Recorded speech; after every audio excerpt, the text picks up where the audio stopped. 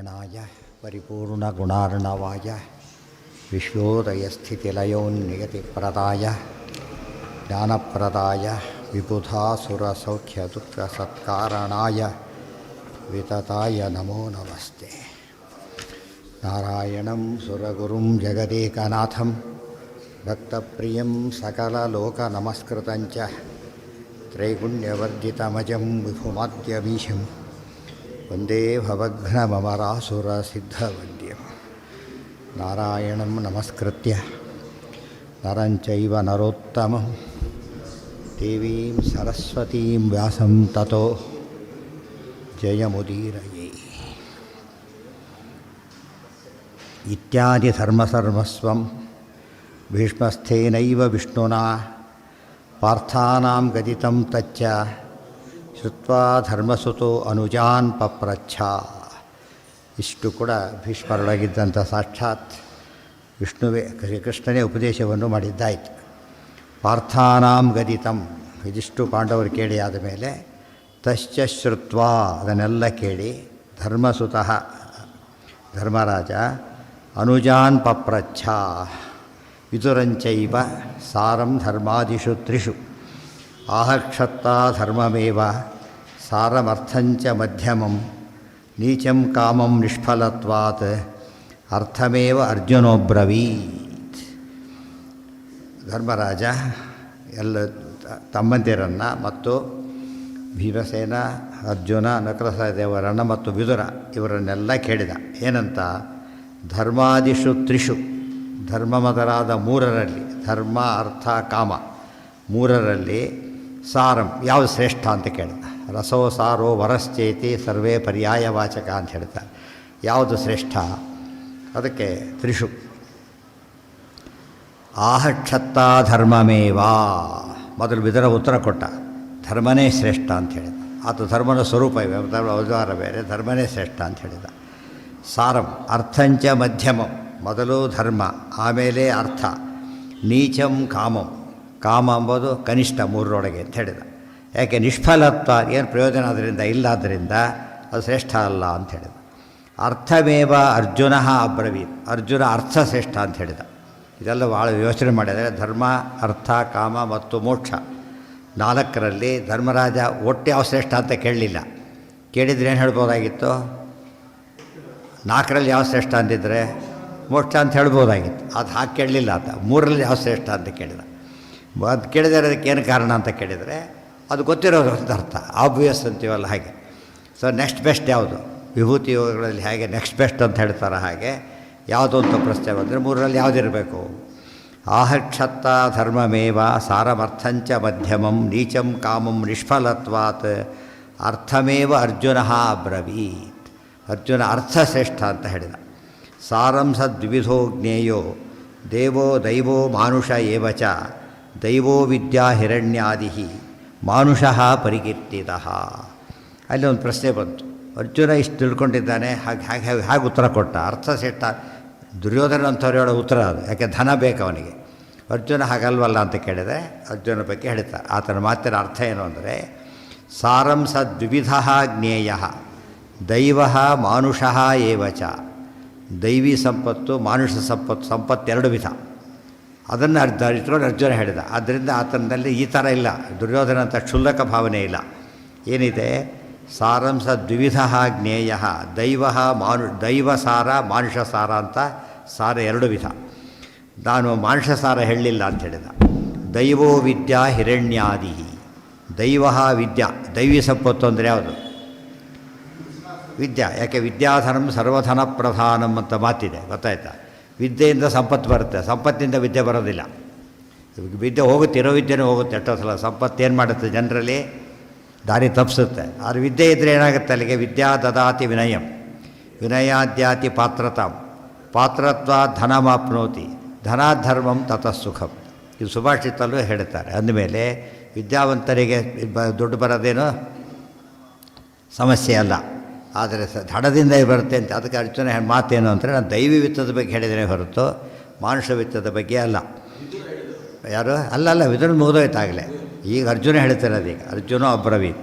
ವಿದ್ಯಾ ಹಿರಣ್ಯಾದಿ ಮಾನುಷಃ ಪರಿಕೀರ್ತಿತಃ. ಹಿರಣ್ಯ ಚಿನ್ನ ಬೆಳ್ಳಿ ಇತ್ಯಾದಿಗಳೆಲ್ಲ ಮಾನುಷ ಸಂಪತ್ತು. ಜನಗಳೆಲ್ಲ ಯಾವ ಕಡೆ ಗಮನ ಕೊಡ್ತಾರೆ ಇವತ್ತು? ಮಾನುಷ ಸಂಪತ್ತಿನ ಬಗ್ಗೆ. ಯಾವುದ್ರ ಗಮನ ಕೊಡಬೇಕು? ವಿದ್ಯಾಸಂಪತ್ತಿನ ಬಗ್ಗೆ. ಮೊದಲನೇದಾಗಿ ವಿದ್ಯೆಯಿಂದ ಧನ ಬರುತ್ತೆ, ಧನದ ವಿದ್ಯೆ ಬರೋದಿಲ್ಲ. ಎರಡನೇದಾಗಿ ವಿದ್ಯೆ ಜನ್ಮಜನ್ಮಾಂತರಕ್ಕೆ ಬರುತ್ತೆ. ಯಾತಕ್ಕೆ? ವಿದ್ಯೆ ಒಳಗಿಟ್ಟುಳ್ಳ ಸಂಪತ್ತು, ಇದು ಹೊರಗಿನ ಸಂಪತ್ತಾದ್ದರಿಂದ ಇದು ಬಿಟ್ಟೋಗೋ ಸಂಪತ್ತು. ವಿದ್ಯೆ ಎಂಬುದು ಏನದು? ಜೊತೆ ಬರೋ ಸಂಪತ್ತು, ಮೋಕ್ಷದವರಿಗೂ ಅಲ್ಲ, ಮೋಕ್ಷದಲ್ಲೂ ಇರತಕ್ಕಂಥ ಸಂಪತ್ತಾದ್ದರಿಂದ ನಿಜವಾದ ಸಂಪತ್ತಿದು. ಕೆಲಸ ಹೋಯಿತು, ಯಾವುದರ ಕೆಲಸ ಹೋಯಿತು, ವಿದ್ಯೆ ಹೋಗಿಲ್ಲ. ಇವತ್ತೆಲ್ಲರೂ ಎಲ್ಲ ತೆಗಿತಿದ್ದಾರೆ ಕೆಲಸದ ಎಷ್ಟೋ ಜನಗಳಿಂದ ಈಗ. ಆದರೆ ಏನು ಹೋಗಿಲ್ಲ ಅವ್ರದ್ದೀಗ? ವಿದ್ಯೆ ಬೇರೆ ಕಡೆ ಕೆಲಸಕ್ಕೆ ಇನ್ನೂ ಒಳ್ಳೆಯದೇ ಸಿಗ್ಬೋದು ಎಷ್ಟೋ ಸಲ. ಆದರೆ ವಿದ್ಯೆ ಜೊತೆಗೆ ಇದು ಹಾಗಲ್ಲ. ಸಂಪತ್ತು ಹೋಯ್ತು ಬೀದಿ ಬಿದ್ದುಬಿಟ್ಟು ದರಿದ್ರ ಆಗಿಬಿಡ್ತಾರೆ. ಭಾಳ ಇಂಪಾರ್ಟೆಂಟ್ ಅಂದರೆ ಧನ ಕಂಡು ದರಿದ್ರ, ವಿದ್ಯೆ ಕಳ್ಕೊಂಡು ಏನಾಗೋದಿಲ್ಲ, ವಿದ್ಯಾ ದರಿದ್ರ ಸಾಧ್ಯ ಇಲ್ಲ. ಅವನ ಜೊತೆಗೆ ಇರುತ್ತೆ ವಿದ್ಯೆ. ಆ ದೃಷ್ಟಿಯಿಂದ ಆ ಸಂಪತ್ತು ಮುಖ್ಯ ಅಂತ ಹೇಳಿದ. ಹಾಂ ಹೇಳಿದ್ರು ವಿದ್ಯೆಯಿಂದ ಬರುತ್ತೆ ಅಂತ ಹೇಳಿಬಿಟ್ರಲ್ಲ. ವಿದ್ಯೆಯಿಂದಲೇ ಸಂಪತ್ತು ಬರಬೇಕಾದ್ರೆ ಅಧ್ಯಾತ್ಮ ವಿದ್ಯೆಯಿಂದ ಸಂಪತ್ತು ಜಾಸ್ತಿ ಬರುತ್ತೆ. ಯಾಕಂದ್ರೆ ದೊಡ್ಡ ವಿದ್ಯೆ ಆದ್ದರಿಂದ ಜಾಸ್ತಿ ಸಂಪತ್ತು ಬರುತ್ತೆ. ಇವತ್ತಷ್ಟು ಜ್ಯೋತಿಷ್ಯ ಇಷ್ಟು ಕಲ್ತಿರ್ತಾರಲ್ಲ, ಈ IT BTಗೆ ಜಾಸ್ತಿ ಸಂಪಾದನೆ ಮಾಡ್ತಾರೆ ಅವರು. ಯಾರ ಮುದ್ದೆನೂ ಇವರೆಲ್ಲ ದೊಡ್ಡ ದೊಡ್ಡ ಕ್ಯೂ ನಿಲ್ಲೋದಿಲ್ಲ, ಇವ್ರ ಮುಂದೆ ಕ್ಯೂ ನಿಲ್ತಾರೆ. ಅದೇನು ದೊಡ್ಡ ವಿದ್ಯೆ ಅಲ್ಲ. ವೇದಾಂತ ಕಂಪೇರ್ ಮಾಡಿದರೆ ಏನಲ್ಲ ಅದು ಅಂಗ ಅಷ್ಟೇ. ಅದು ಅಂಗಿ ವಿದ್ಯೆ ಅಲ್ಲ, ಅಂಗವಿದ್ಯೆ. ಜ್ಯೋತಿಷ್ಯಾದಿ ಯಾರು ಕೂಡ ಏನು ವೇದಾಂಗಗಳೇ ಹೊರತು ವೇದ ಅಲ್ಲ. ಆದರೆ ವೇದ ಇನ್ನೂ ದೊಡ್ಡದು. ಅದು ವೇದನ ಇವತ್ತು ಯಾರು ಕೇಳಲ್ಲ, ವೇದಾಂಗನ ಭಾರಿ ಕೇಳ್ತಾರೆ. ಜ್ಯೋತಿಷ್ಯಕ್ಕೆ ಮಾತ್ರ ನಂಬರ್ 1 ಇದು. ಎಷ್ಟೋ ಜನ ಹೋಗ್ಬಿಟ್ಟು ಭಾರಿ ಶ್ರೀಮಂತರಾಗಿಬಿಟ್ಟಿರ್ತಾರೆ. ಒಬ್ಬೊಬ್ಬ ಇವರೇ ಬಂದುಬಿಟ್ರೆ ಭಾರಿ ಶ್ರೀಮಂತರು, ಅವ್ರಿಗೆ ಲಕ್ಷಗಟ್ಟಲೆ ಕೋಟಿಗಟ್ಟಲೆ ಸಿಗ್ತದೆ. ಆ ದೃಷ್ಟಿಯಲ್ಲಿ ವಿದ್ಯೆಯಿಂದ ಬರುತ್ತೆ ಅನ್ನೋದು ಎಕ್ಸಾಂಪಲ್ ಅವೆಲ್ಲ ಅಷ್ಟೇ. ಆದರೆ ವಿದ್ಯೆ ಶಾಶ್ವತವಾದ ಆಸ್ತಿ ಅದು. ಬರೀ ಮತ್ತು ವಿದ್ಯೆ ವಯಸ್ಸಾಗ್ತಾ ಹೋದಂತೆ ವಿದ್ಯೆ ಏನಾಗುತ್ತೆ ಜನರಲ್ಲಿ? ಅನುಭವ ಸೇರಿಕೊಂಡು ಅದು ಇನ್ನೂ ಯಾಡಾಗ್ತಾ ಹೋಗುತ್ತೆ. ವಿದ್ಯೆ ಬೆಳೀತಾ ಹೋಗುತ್ತೆ. ಯಾವ ವರ್ಷದಲ್ಲೂ ವಿದ್ಯೆ ಜಾಸ್ತಿ ಮಾಡ್ಕೋಬೋದು. ಆದರೆ ಈ ವಿದ್ಯೆ ಈ ಸಂಪತ್ತು ಮಾಡ್ಕೊಳ್ಳೋಕ್ಕಾಗೋದಿಲ್ಲ. ಮತ್ತು ನಾನ್ ಟ್ಯಾಕ್ಸಬಲ್ ಅದು. ವಿದ್ಯೆಗೆ ಏನಿಲ್ಲ ಟ್ಯಾಕ್ಸ್ ಇಲ್ಲ. ಎಷ್ಟು ಪುಣ್ಯಕ್ಕಿಂತ ಹಾಕಿಲ್ಲ ಯಾರು ಕೂಡ. ಎಷ್ಟು ಓದಿತೀರಿ ಎಷ್ಟು ಟ್ಯಾಕ್ಸ್ ಕೊಡಿ ಅಂತ ಕೇಳಿದರೆ ಮುಂದೆ ಬರ್ಬೋದು, ಹೇಳೋಕ್ಕಾಗಲ್ಲ. ಆ್ಯಸ್ ಇಟ್ ಈಸ್ ಅವ್ರು ಏನೇನೋ ಹಾಕ್ತಾರೆ ಅದನ್ನು ಹಾಕ್ಬೋದು ಯಾವುದೋ ಕಾರಣಕ್ಕೆ. ಆ ದೃಷ್ಟಿಯಲ್ಲಿ ಇದಕ್ಕೆ ಟ್ಯಾಕ್ಸ್ ಇಲ್ಲ ವಿದ್ಯೆಗೆ. ಪ್ರೊಫೆಷನಲ್ PT ಅಂತಿದೆ, ಪ್ರೊಫೆಷನಲ್ ಟ್ಯಾಕ್ಸ್ ಇದೆ. ಯಾವುದಿಲ್ಲ? ಎಜುಕೇಷನಲ್ ಟ್ಯಾಕ್ಸ್ ಇಲ್ಲ, ಗೊತ್ತಾಯ್ತಾ? ET ಇಲ್ಲ, PT ಇದೆ. ಆ ದೃಷ್ಟಿಯಿಂದ ಇದೆಲ್ಲ ಯೋಚನೆ ಮಾಡಿದರೆ ಅದು ಇನ್ನೂ ಇದೆ ಕೆಲವೆಲ್ಲ. ನಚೋರ ಹಾರ್ಯಂ ನಚ ರಾಜಹಾರ್ಯಂ, ಕಳ್ಳತ್ರ ಕಲ್ಯಾಣಕ್ಕೆ ಬರೋದಿಲ್ಲ. ನಚ ರಾಜಹಾರ್ಯಂ, ರಾಜ ಅಂತ ಸೀಜ್ ಮಾಡೋಕ್ಕೆ ಬರೋಲ್ಲ, ಅಕೌಂಟ್ ಸೀಜ್ ಮಾಡ್ತಾರೆ. ವಿದ್ಯೆ ಸೀಜ್ ಮಾಡೋಕ್ಕೆ ಬರೋಲ್ಲ. ಏನಾಯಿತು? ನಚ ರಾಜ ನಭ್ರಾತೃ ಭೋಜ್ಯಂ, ಡಿವೈಡ್ ಆದಾಗ ಅಣ್ಣ ತಮ್ಮ ಹಂಚ್ಕೊಳ್ಳಾಗಿಲ್ಲ ಅದನ್ನು. ಒಬ್ಬ ಜ್ಞಾನಿ ಇರ್ತಾರೆ, ಶ್ರೀಮಂತ ಇರ್ತಾರೆ, ವಿದ್ಯೆಯನ್ನು ಕೊಡೋಂಥ ಹಂಚ್ಕೊಳ್ಳೋಕೆ ಬರೋಲ್ಲ. ನಭ್ರಾತೃ ಭೋಜ್ಯಂ, ಭ್ರಾತೃಗಳಿಂದ ದಾಯಾದಿಗಳಿಂದ ಒಯ್ಲಿಕ್ಕೆ ಬರೋಲ್ಲ. ನಚ ಭಾರಕಾರಿ, ಈ ವಿದ್ಯೆ ಭಾರಿ ಭಾರ. ಇದು ಎಷ್ಟು ಭಾರ ಅಂದರೆ ಮರುತರಾಜ ಕೊಟ್ಟ ಸಂಪತ್ತನ್ನು ಬಿಟ್ಟೋಗ್ಬಿಟ್ರು ಬ್ರಾಹ್ಮಣರೆಲ್ಲ. ಅದಕ್ಕೆ ಯಾರು ಹೊತ್ಕೊಂಡು ಹೋಗ್ತಾರೆ ಇದನ್ನು ಅಂಥೇಳಿ. ವಿದ್ಯೆ ಭಾರ ಅಲ್ಲ, ತಮಾಷೆ. ವಿದ್ಯೆ ಭಾರ ಅಲ್ಲ, ಇನ್ನೂ ಲೈಟ್ ಆಗ್ತಾ ಬರುತ್ತೆ. ಜಾಸ್ತಿ ವಿದ್ಯೆ ಬಂದಷ್ಟು ಏನಾಗುತ್ತೆ? ಈ ಊಟ ಮಾಡಿದ್ರೆ ಹೊಟ್ಟೆ ಭಾರ ಆಗುತ್ತೆ, ತಲೆ ಭಾರ ಆಗುತ್ತೆ, ಭಾರ ಕಡಿಮೆ ಆಗುತ್ತೆ. ಜ್ಞಾನ ಬಂದಷ್ಟು ಕೂಡ ಭಾರ ಕಡಿಮೆ ಆಗೋದು ಇದು. ನಚ ಭಾರಕಾರಿ, ಭಾರ ಮಾಡೋದಿಲ್ಲ. ವ್ಯಯೇಕೃತೆ ವರ್ಧತೆ ಏವ ನಿತ್ಯಂ, ಅದು ಖರ್ಚು ಮಾಡಿದರೆ ಕಡಿಮೆ ಆಗಿಬಿಡುತ್ತೆ. ವ್ಯಯೇಕೃತೆ ವರ್ಧತೆ ಏವ ನಿತ್ಯಂ, ಬೆಳೀತಾ ಹೋಗುತ್ತೆ ಇದು. ಅದಕ್ಕೇ ವಿದ್ಯಾಧನಂ ಸರ್ವಧನ ಪ್ರಧಾನಂ. ವಿದ್ಯಾಧನ ಏನದು? ಸರ್ವ ಸಂಪತ್ತಿಗಿಂತ ಶ್ರೇಷ್ಠ ಅಂತ ಈ ದೃಷ್ಟಿಯಿಂದ ಅರ್ಜುನ ಹೇಳಿದ. ಅದು ಮುಗೀತು. ಮಾನುಷಃ ಇದೆಲ್ಲ ಹೇಗೆ ಯೋಚನೆ ಮಾಡಬೇಕು ಅರ್ಥ ಆಗುತ್ತೆ ಇದರೊಳಗೆ. ಈ ರೀತಿ ಯೋಚನೆ ಮಾಡಿದರೆ ಸಂಪತ್ತನ್ನು ಯಾವುದು ಇವತ್ತು ನೋಡಿ ನಮ್ಮಲ್ಲೇ ನೋಡಿ, ಕೋಟ್ಯಂತರ ಕೊಟ್ಟು ಡೊನೇಷನ್ ಶೀಟ್ ತೊಗೋತಾರೆ, ಕೋಟ್ಯಂತರ ರೂಪಾಯಿ ಕೊಟ್ಟು. ಅರ್ಥ ಆಯ್ತಾ? ಕೋಟ್ಯಂತರ ಅಂದರೆ ಬೆಲೆ ಮಾಡುತ್ತೆ. ಲೌಕಿಕ ವಿದ್ಯೆಗೆ ಎಷ್ಟು ಕ್ಯೂ ಇರಬೇಕಾದ್ರೆ ಎಷ್ಟು ಬೆಲೆ ಇದೆ ಅಂತ ಆಯ್ತು ಅದಕ್ಕೀಗ. ಅಥವಾ ಮೆರಿಟ್ ಬಂದವನಿಗೆ ಅಷ್ಟು ಲಾಭ ಉಳಿತೀಗ. ಮೆರಿಟ್ ಬಂದವನಿಗೆ ಅಷ್ಟು ಕೊಡೋದು ತಪ್ಪಿತೆ, ಅವನಿಗೆ ಅಷ್ಟು ಸಂಪತ್ತು ಬರಲಿಲ್ಲ. ಈಗ ಮತ್ತು ಸಂಪತ್ತು ಮತ್ತೆ ಬೆಳೀತಾ. ವಿದ್ಯೆ ಬಂದ ಕೋಟಿಗಟ್ಟಲೆ ಕೊಟ್ಟ 10 ಕೋಟಿ ದುಡಿತಾರೆ ಮತ್ತೆ. ಆ ರೀತಿ ಇದು ಮಲ್ಟಿಪ್ಲೈ ಆಗೋದಿಲ್ಲ. ಹಣ ಎಷ್ಟೇ ಇದ್ದರೂ ಕೂಡ ಮಾರ್ಜಿನಲ್ ಡೆವಲಪ್ ಅದು ಇದಾಗುತ್ತೆ, ಅಪ್ರಿಷಿಯೇಷನ್ ಇರುತ್ತೆ ಹೊರತು ಇನ್ಕಂಪೇರಬಲ್ ಸಿಗೋದಿಲ್ಲ. ತುಂಬ ರೇರ್ ಅದು. ಅದಕ್ಕೇ ಅರ್ಥ. ಅದಕ್ಕೆ ಹೇಳ್ತಾರೆ ದೈವಿ ಸಂಪತ್ತು ಶ್ರೇಷ್ಠ, ಈ ಸಂಪತ್ತಲ್ಲ. ಹಿರಣ್ಯಾದಿ ಮಾನುಷ ಪರಿಕೀರ್ತಿತಃ ಮಧ್ಯಮೋ ಧರ್ಮ ಏವಾತ್ರ. ಮಧ್ಯಮ ಧರ್ಮ ಏವಾತ್ರ. ಅದಕ್ಕೆ ಅಮ್ಮಣಿ ಸೂತ್ರದಲ್ಲಿ ಬರಬೇಕಾದ್ರೆ ಅಹಂ ದದಾಮಿ ದ್ರವಿಣಂ ಹವಿಷ್ಮತೆ ಅಂತ ಹೇಳ್ತಾರೆ. ಆಗ ನಮಗೇನಿಸ್ತು, ಮಹಾಲಕ್ಷ್ಮಿ ರೂಪಾಯಿ ದ್ರವಿಣ ಕೊಡ್ತಾರಲ್ಲ, ವಿದ್ಯಾ ಸಂಪತ್ತು ಕೊಡ್ತೇನೆ ಅಂತ ಅರ್ಥ. ರಾಯರು ಬರೀಬೇಕಾದ್ರೆ, ವಾದಿರಾಜರು ಬರೀಬೇಕಾದ್ರೆ ಅಂತ ಹೇಳ್ತಾರೆ. ಇದನ್ನು ಕೋಟ್ ಮಾಡ್ತಾರೆ ಈ ವಾಕ್ಯನ. ಈ ವಾಕ್ಯ ಕೋಟ್ ಮಾಡಿ ದೈವಿ ಸಂಪತ್ತನ್ನು ಕೊಡ್ತಾರೆ ಅಂತ ಅರ್ಥ. ಆಗ ಅದು ಸರಿ ಹೋಗುತ್ತೆ. ಅದು ವ್ಯಾಸರಾಜ ಸ್ವಾಮಿ ಹೇಳಿದ್ದು ಕೂಡ ಶ್ರೀಕರತ್ವ ಅಂತ ಹೇಳಿದರೆ ಈ ಸಂಪತ್ತಲ್ಲ, ಇದಕ್ಕಿಂತ ದೊಡ್ಡ ಸಂಪತ್ತು ಯಾವುದು? ದೈವಿ ಸಂಪತ್ತನ್ನು ಕೊಡ್ತೀವಿ ಅಂತ ಅರ್ಥ. ಇದಕ್ಕೆ ಅರ್ಥ ಮಾಡ್ಕೋಬಾರ್ದು. ದೈವಿ ಸಂಪತ್ತು ಬರುತ್ತೆ. ಮಧ್ಯಮೋ ಇದು ದೈವಿ ಸಂಪತ್ತು ಬಂದಮೇಲೆ ಇದೇನಾಯ್ತು ಅದರಲ್ಲಿ ಸೇರ್ಕೊಂಡೋಯ್ತು. 10,000 ರೂಪಾಯಿ ಕೇಳೋದಕ್ಕೆ 10,00,000 ಕೊಟ್ಟರೆ ಏನೋ 1,000 ಕೇಳಿದ್ದೆ ಕೊಡಲೇ ಇಲ್ಲ ಅಂತ ಯಾರು ಅಂತಾರ, ಓಡೋಗ್ಬಿಡ್ತಾರೆ. ನಮ್ಮದು ವಾಪಸ್ ತೊಗೊಂಡ್ರೆ ಕಷ್ಟ ಅಂತ ಸಿಕ್ಕರೆ ಓಡೋಗ್ಬಿಡ್ತಾರೆ. ಯಾತಕ್ಕೆ ಭಾಳ ಸಿಕ್ಬಿಟ್ಟಿದೆ, ಅನ್ಕೊಂಡ್ರೆ ಸಿಕ್ಕಾಪಟ್ಟೆ ಜಾಸ್ತಿ ಬಂದುಬಿಟ್ಟಿದೆ ಅವನಿಗೆ. ಆ ದೃಷ್ಟಿಯಲ್ಲಿ ಸಂಭವ ಏನಂತ ಕರೀತಾರೆ ಅಂದರೆ ಸಂಭವ ಪ್ರಮಾಣ, ಪ್ರತ್ಯೇಕ ಪ್ರಮಾಣ ಅಲ್ಲ. ಉಳಿದೋರ ಪ್ರಕಾರ ಏನದು ಬಹುಲಜ್ಞಾನಿ ಅಲ್ಪಜ್ಞಾನಂ ಸಂಭವ. ಎಲ್ಲಿ ಬಂದಿತ್ತು? ಪ್ರಮಾಣ ಪದ್ಧತಿಯಲ್ಲಿ ಕೊನೆಗೆ ಹೇಳಿದರು. ಬಹುಲಜ್ಞಾನಿ ಅಲ್ಪಜ್ಞಾನಂ ಸಂಭವ, ಹೆಚ್ಚಿದ್ದಾಗ ಕಡಿಮೆ ಅದರೊಳಗೆ ಇರುತ್ತೆ ಎಂಬುದೇನದು ಸಂಭವ, ಕ್ವೈಟ್ ಪಾಸಿಬಲ್. ದೈವೋ ವಿದ್ಯಾ ಹಿರಣ್ಯಾದಿ ಮಾನುಷಃ ಪರಿಕೀರ್ತಿತಃ. ಮಧ್ಯಮೋ ಅರ್ಥ, ಮಧ್ಯಮ ಸಂಪತ್ತು. ಯಾವ ಸಂಪತ್ತು? ಮಾನುಷ ಸಂಪತ್ತು. ಮಾನುಷ ಸಂಪತ್ತು ಮಧ್ಯಮ ಸಂಪತ್ತು. ಧರ್ಮಸ್ಯ ವಿದ್ಯೆಯೈವ ವಿಮುಚ್ಯತೆ, ಆದರೆ ವಿದ್ಯೆಯೈವ ವಿಮುಚ್ಯತೆ. ಧರ್ಮ ಅರ್ಥ ಅಂಬೋದಾಯಿತು. ನೆಕ್ಸ್ಟು ಧರ್ಮ. ಆದರೆ ವಿದ್ಯೆಯಿಂದ ಮುಕ್ತಿ ಹೋಗ್ತಾನೆ, ಅದು ಬಹಳ ಮುಖ್ಯ. ಅದು ವಿದ್ಯೆಯಿಂದ ಏನು ಸಿಗುತ್ತೆ? ಇದು ಯಾವ ಮುಕ್ತಿ ಗಿಕ್ತಿ ಸಿಗೋದಿಲ್ಲ, ಬಂಧಕ ಇದು. ಅದೇ ಮೈತ್ರೇಯಿ ಇವರಿಗಿಬ್ಬರು ಆಸ್ತಿ ಹಂಚ್ತಾರೆ, ಯಾಜ್ಞವಲ್ಕ್ಯರು ಡಿವೈಡ್ ಮಾಡಿಬಿಡ್ತಾರೆ. ಹಾಗೆ ಆ ಕಾತ್ಯಾಯಿನಿ ಇಸ್ಕೊಂಡು ಬಿಡ್ತಾಳೆ. ಇಬ್ಬರು ಮೈತ್ರೇಯಿ ಕಾತ್ಯಾಯಿನಿ ಅಂತೇಳಿ. ಮೈತ್ರೇಯಿ ಕೇಳ್ತಾಳೆ, ನೀವು ಕೊಟ್ಟರೆಲ್ಲ ನಾನು ಮೋಕ್ಷಕ್ಕೆ ಹೋಗ್ಬೋದಾ ಅಂತ ಕೇಳ್ತಾಳೆ. ಆಗ ಹೇಳಿ ಇಲ್ಲ ಮೋಕ್ಷಕ್ಕೆ ಹೋಗೋದಿಲ್ಲ. ನಾ ಅಮೃತತ್ವಸ್ಯ ಆಶಾಸ್ತಿ ವಿತ್ತೇನ ಅಂತ ಹೇಳ್ತಾಳೆ. ಇದರಿಂದ ಮೋಕ್ಷ ಇಷ್ಟ ಸಿಗೋದಿಲ್ಲ ಅಂತ ಹೇಳ್ತಾಳೆ. ಆಗ ಕೇಳ್ತಾಳೆ, ಏನ ಅಹಂ ಅಮೃತ ನಶ್ಯಾಂ ಕಿಮಹಂ ತೇನ ಕುರ್ಯಾಂ. ಮೋಕ್ಷಕ್ಕೆ ಸಾಧ್ಯವಾದರೆ ತೊಗೊಂಡು ಏನು ಉಪಯೋಗ ಇದರಿಂದ? ನನಗದು ಬೇಕಾಗಿಲ್ಲ, ನನಗೆ ಇದೇ ಬೇಕು, ಮೋಕ್ಷ ದಾರಿ ಬೇಕು ಅಂತ ಕೇಳ್ತಾಳೆ. ದೇವಹೂತಿ ದೇವ್ರನ್ನ ಕೇಳ್ತಾಳೆ, ಈಗ ಗಂಡನ ಕೇಳ್ತಾಳೆ. ಆಗ ಅವರು ಉಪದೇಶ ಮಾಡ್ತಾರೆ. ಆತ್ಮಾವಾರೇ ದ್ರಷ್ಟವ್ಯ ಶ್ರೋತವ್ಯೋ ಮಂತವ್ಯೋ. ಇದು ಅಲ್ಲಿ ಅವ್ರ ಬಾಯಲ್ಲಿ ಬಂದ ಮಾತು, ಆಕೆ ಹೇಳಿದ್ದಿದ್ರು. ಯಾಕೆ ಹೇಳಿದ್ದು ಅಂದರೆ ಇದರಿಂದ ಏನು ಬರೀ ಸಂಪತ್ತಿನಿಂದ, ಮಾನುಷ ಸಂಪತ್ತಿನಿಂದ ಏನು ಬರೋದಿಲ್ಲ. ಮಾನುಷ ಸಂಪತ್ತು ಎರಡು ಮಾಡ್ತಾರೆ, ರಿಯಲ್ ಎಸ್ಟೇಟ್ ಬೇರೆ, ರಿಯಲ್ ಬೇರೆ, ಇದು ಬೇರೆ. ರಿಯಲ್ ಬಂದಾಗ ರಿಯಲ್ ಅದು, ಇದು ಅನ್ರಿಯಲ್, ಇದು ಕ್ಯಾಶ್. ಇದು ಆ ಅರ್ಥದಲ್ಲಿ ಅಲ್ಲೂ ವ್ಯತ್ಯಾಸ ಇದೆ. ಇದನ್ನೆಲ್ಲ ಹೊರಗೆ ಆಸ್ತಿ ಇತ್ತು ಅಂದರೆ ಮುಗಿದೋಯ್ತು, ಏನು ಕೆಲಸ ಕೇಳ್ತಾನೆ ಇರಲಿಲ್ಲ. ಆಸ್ತಿ ಇಷ್ಟು ಆಸ್ತಿ ಇದೆ ಅಂತ ಹೇಳ್ಬಿಡ್ತು. ಈಗ ಆಸ್ತಿ ಕೇಳೋದಿಲ್ಲ ಯಾರು ಕೂಡ. ಅದು IT BD ಇದ್ಬಿಟ್ಟು ಯಾವ ಆಸ್ತಿಯಲ್ಲಿ ಕೇಳೋದಿಲ್ಲ. ಇದರಿಂದ ಆಸ್ತಿ ಮಾಡ್ತಾನೆ ಅವನು ಅಂತ ಅರ್ಥ. ಆಸ್ತಿ ಅದರಿಂದ ದುಡ್ಡು ಬರೋದಿಲ್ಲ. ಅದು ಆಸ್ತಿ ವ್ಯಾಲ್ಯೂ ಹೋಗ್ಬಿಡ್ತು. ಅದು ಬೇರೆ ಹಳ್ಳಿಗಳ ಆಸ್ತಿಗಂತೂ ಬೆಲೆ ಇಲ್ಲ ಈಗ. ಆ ಹಳ್ಳಿಗೆ ಬೆಲೆ ಯಾತಕ್ಕಿರ್ತಿತ್ತು ಅಂದರೆ ಬೆಳೀತಿದ್ರು, ಬೆಳೆದಾಗೆಲ್ಲ ಸಿಕ್ಕಾಬಟ್ಟೆ ದುಡ್ಡು ಬರ್ತಾಯಿತ್ತು. ಒಳ್ಳೊಳ್ಳೆ ಜಮೀನಿಗಂತೂ ಅಷ್ಟು ಮಹತ್ವ ಇರ್ತಿತ್ತು. ವಿದ್ಯೆಯೈವ ವಿಮುಚ್ಯತೆ. ಮಾನುಷೋ ಅರ್ಥೋಪಿ ವಿದ್ಯಾಯ ಕಾರಣಂ ಸುಪ್ರಯೋಜಿತ. ಮಾನುಷ ಅರ್ಥನ ಸುಮ್ಮನೆ ಇಟ್ಕೊಂಡ್ರೇನು ಉಪಯೋಗ ಇಲ್ಲ. ಆದರೆ ವಿದ್ಯಾಯ ಕಾರಣಂ ಸದ್ವಿನಿಯೋಗ ಮಾಡಿದರೆ, ಸುಪ್ರಯೋಜಿತ ಅಂದ್ರೇನು?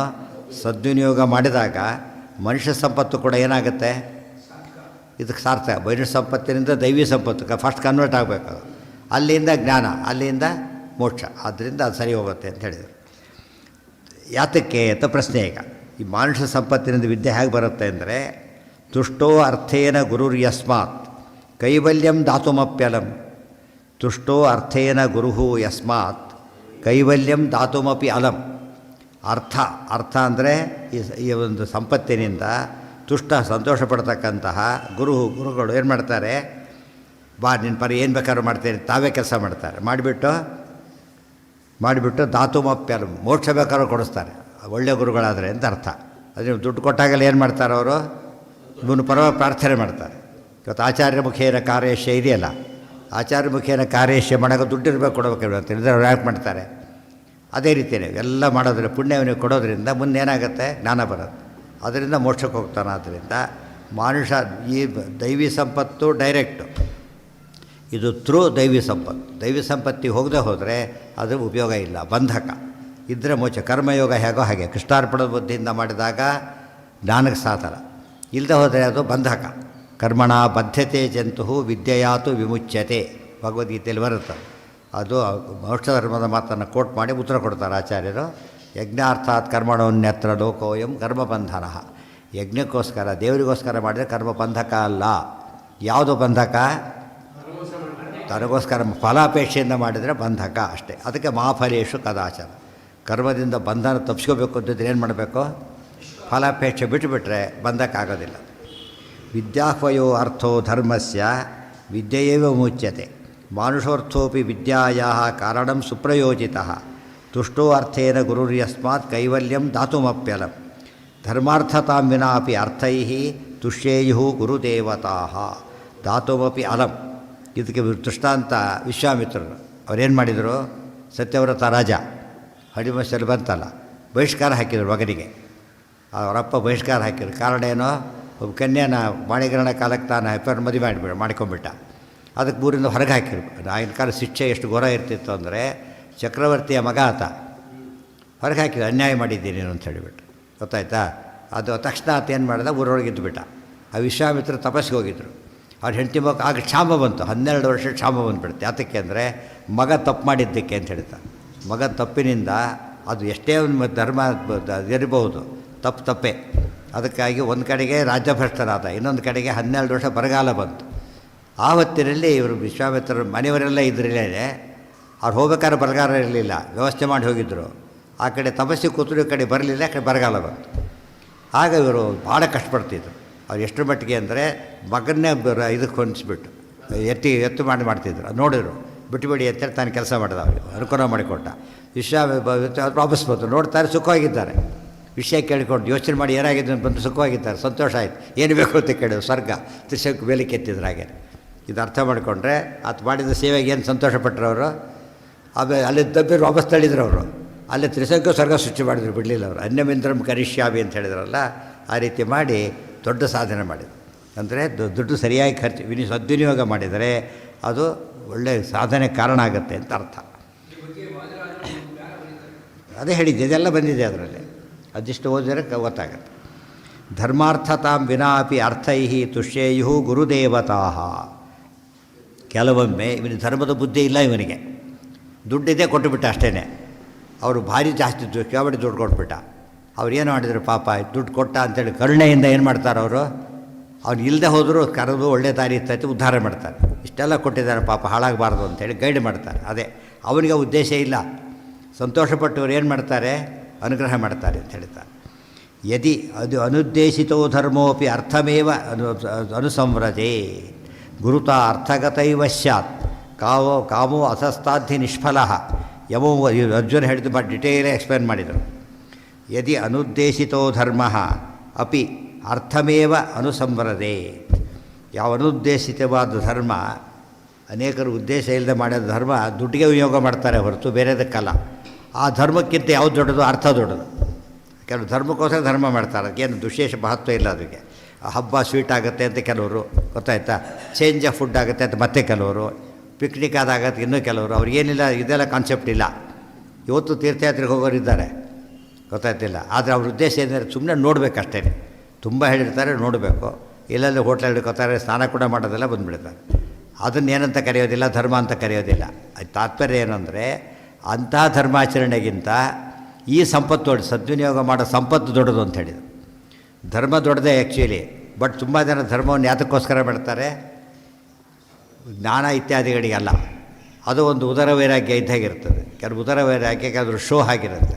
ಅದಕ್ಕಿಂತ ಯಾವುದು ಬೆಟರು, ಸದ್ವಿನಿಯೋಗ, ಸಂಪತ್ತು ವಾಸಿ, ಗೊತ್ತಾಯ್ತಾ. ಅದಕ್ಕೋಸ್ಕರ ಹೇಳಿದರು ಸರ್ವೋ ಅರ್ಥಮೇವ ಅನುಸಂವ್ರಜೆ ಗುರುತ ಅರ್ಥಗತೈವ ಸ್ಯಾತ್ ಕಾಮೋ ಅಧಸ್ತಾಧಿ ನಿಷ್ಫಲ. ಆದ್ದರಿಂದಾಗಿಯೇ ಇಂಥ ಧರ್ಮಕ್ಕಿಂತ ಅರ್ಥ ಶ್ರೇಷ್ಠ ಆಯಿತು.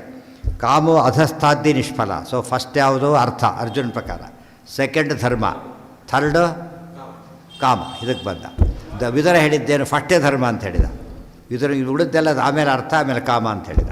ಸೊ ಕಾಮ ಎಲ್ಲರ ಪ್ರಕಾರ ಏನಾಯ್ತದ, ಅರ್ಜುನನ ಪ್ರಕಾರವೂ ಇದೆ, ವಿದುರನ ಪ್ರಕಾರವೂ ಕಡಿಮೆನೇ, ಇನ್ನೂ ಸಾರಸ್ಯ ಇದೆ.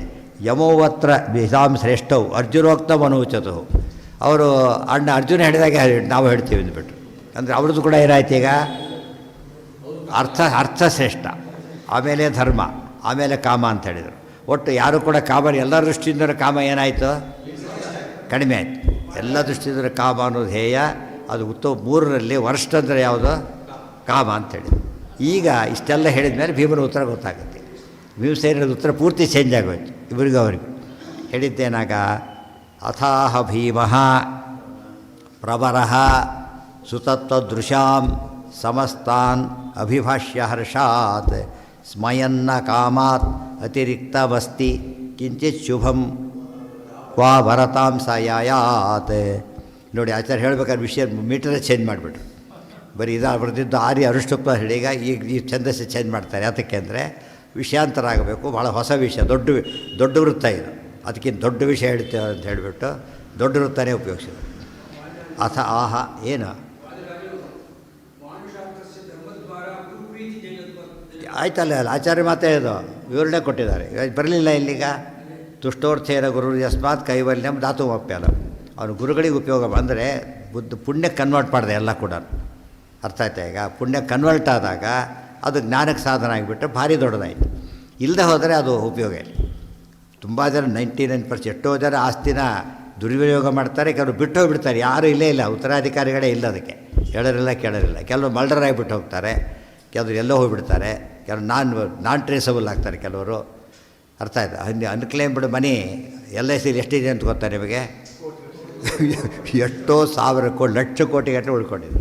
ಯಾಕೆ ಅಷ್ಟು ಯಾರು ಮಾಡಿದ್ದಾರೆ, ಅವರು ಬಾರಿಸಿದಾರೇ ಇಲ್ಲ. ಅದಕ್ಕೆ ಇದ್ದವ್ರಿಗೆ ಗೊತ್ತಿರೋಲ್ಲ ಇದು ಮಾಡಿದ್ದಾರೆ ಅಂತ. ಎಷ್ಟೋ ಜನಕ್ಕೆ ಅವ್ರು ಮುಚ್ಚಿಟ್ಟಿರ್ತಾರೆ, ಗೊತ್ತು ಕೂಡ ಆಗಲ್ಲ, ಕ್ಲೇಮ್ ಮಾಡೋಂಗೇ ಇಲ್ಲ ಅವರು.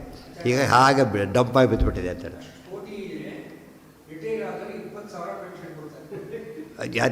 ಅದಕ್ಕೆ ಸಂಬಂಧ ಇಲ್ಲ ಪಾಪ. ಅಲ್ಲಿ ಬಂದು ಇದ್ರೆ ಹೇಗೆ ಕೊಡೋಕ್ಕಾಗತ್ತೆ? ನಿಮ್ಮಲ್ಲಿ ದುಡ್ಡು ಜಾಸ್ತಿ ಇದೆ ಕೊಡಿ ಅಂತ ಹೇಳೋಕ್ಕಾಗತ್ತಾ? ಯಾವುದೋ ಕೇಳಿದ 10 ರೂಪಾಯಿ, ಇನ್ನೊಬ್ಬರು ನಿನಗೆ 50 ರೂಪಾಯಿ ಅಂತ, ದುಡ್ಡು ಜಾಸ್ತಿ ಇದೆ ನಿಮಗೆ ಅಂದರೆ ಸಲ್ಯ.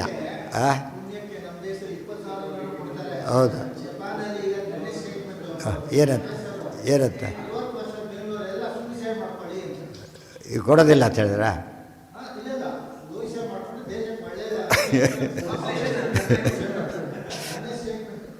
ಅದಕ್ಕೆ ಸಾಧನ ಭೂಮೇಂದ್ರ ಇದೆ ಅಂತ ಹೇಳಿದ್ದು. ಎಷ್ಟೇ ಇದ್ದರೂ ಕೂಡ ಸರಿಯಾದ ವ್ಯವಸ್ಥೆ ಇರೋದೆಲ್ಲಿ ಇಲ್ಲೇ. ಏನೇನೇ ಮಾಡಿದರೂ ಪುಣ್ಯತೀರ್ಥ ಇದೆ, ಪುಣ್ಯಕ್ಷೇತ್ರ ಇದೆ, ಆದ್ರೆ ವೇವ್ಸ್ ಇರುತ್ತೆ ಯಾವಾಗಲೂ. ಆ ವೈಬ್ರೇಷನ್ಸ್ ಹೋಗೋದಿಲ್ಲ, ಏನು ಮಾಡಿದರೂ ಹೋಗೋದಿಲ್ಲ. ಎಷ್ಟು ಜ್ಞಾನಿಗಳು, ಎಷ್ಟು ಜನ ಸನ್ನಿಧಾನ ಇದೆ, ಭಗವದ್ ಅವತಾರಗಳಾಗಿರೋ ಜಾಗ, ಆಚಾರ ಅವತಾರ ಮಾಡಿರೋ ಎಲ್ಲ ನೋಡಿದಾಗ ಎಷ್ಟೇ ಕೆಟ್ಟ ಆಡಳಿತ ಮಾಡೋಕ್ಕೆ ಅವ್ರಿಗೆ ಏನಾಗುತ್ತದ ಇದು ಸ್ಪಿರಿಚುವಲ್ ಪ್ರೊಟೆಕ್ಷನ್ ಇರುತ್ತೆ. ಆದ್ದರಿಂದ ಸೇಫ್ ಅದು. ಅಲ್ಲೆಲ್ಲ ಅದಿಲ್ಲ. ಆದ್ದರಿಂದ ಅಲ್ಲೇನು ಸಂಧ್ಯಾ ಪೂಜೆ ಏನೇನೂ ಇಲ್ಲ. ಅಲ್ಲಿ ದೇವ್ರ ಹೆಸರು ಕೂಡ ಒಂದು ಸಾಲಿಗ್ರಾಮ ಕೂಡ ಸಿಗೋದಿಲ್ಲ. ಅಂದಮೇಲೆ ಇಲ್ಲಿ ಸಾಲಿಗ್ರಾಮ ಇದ್ದರೆ ಸಾಕು. ಯೋಜನಾನಿ ತಥಾತ್ರೇಣಿ ಮಮ ಕ್ಷೇತ್ರಂ ವಸುಂಧರಿ.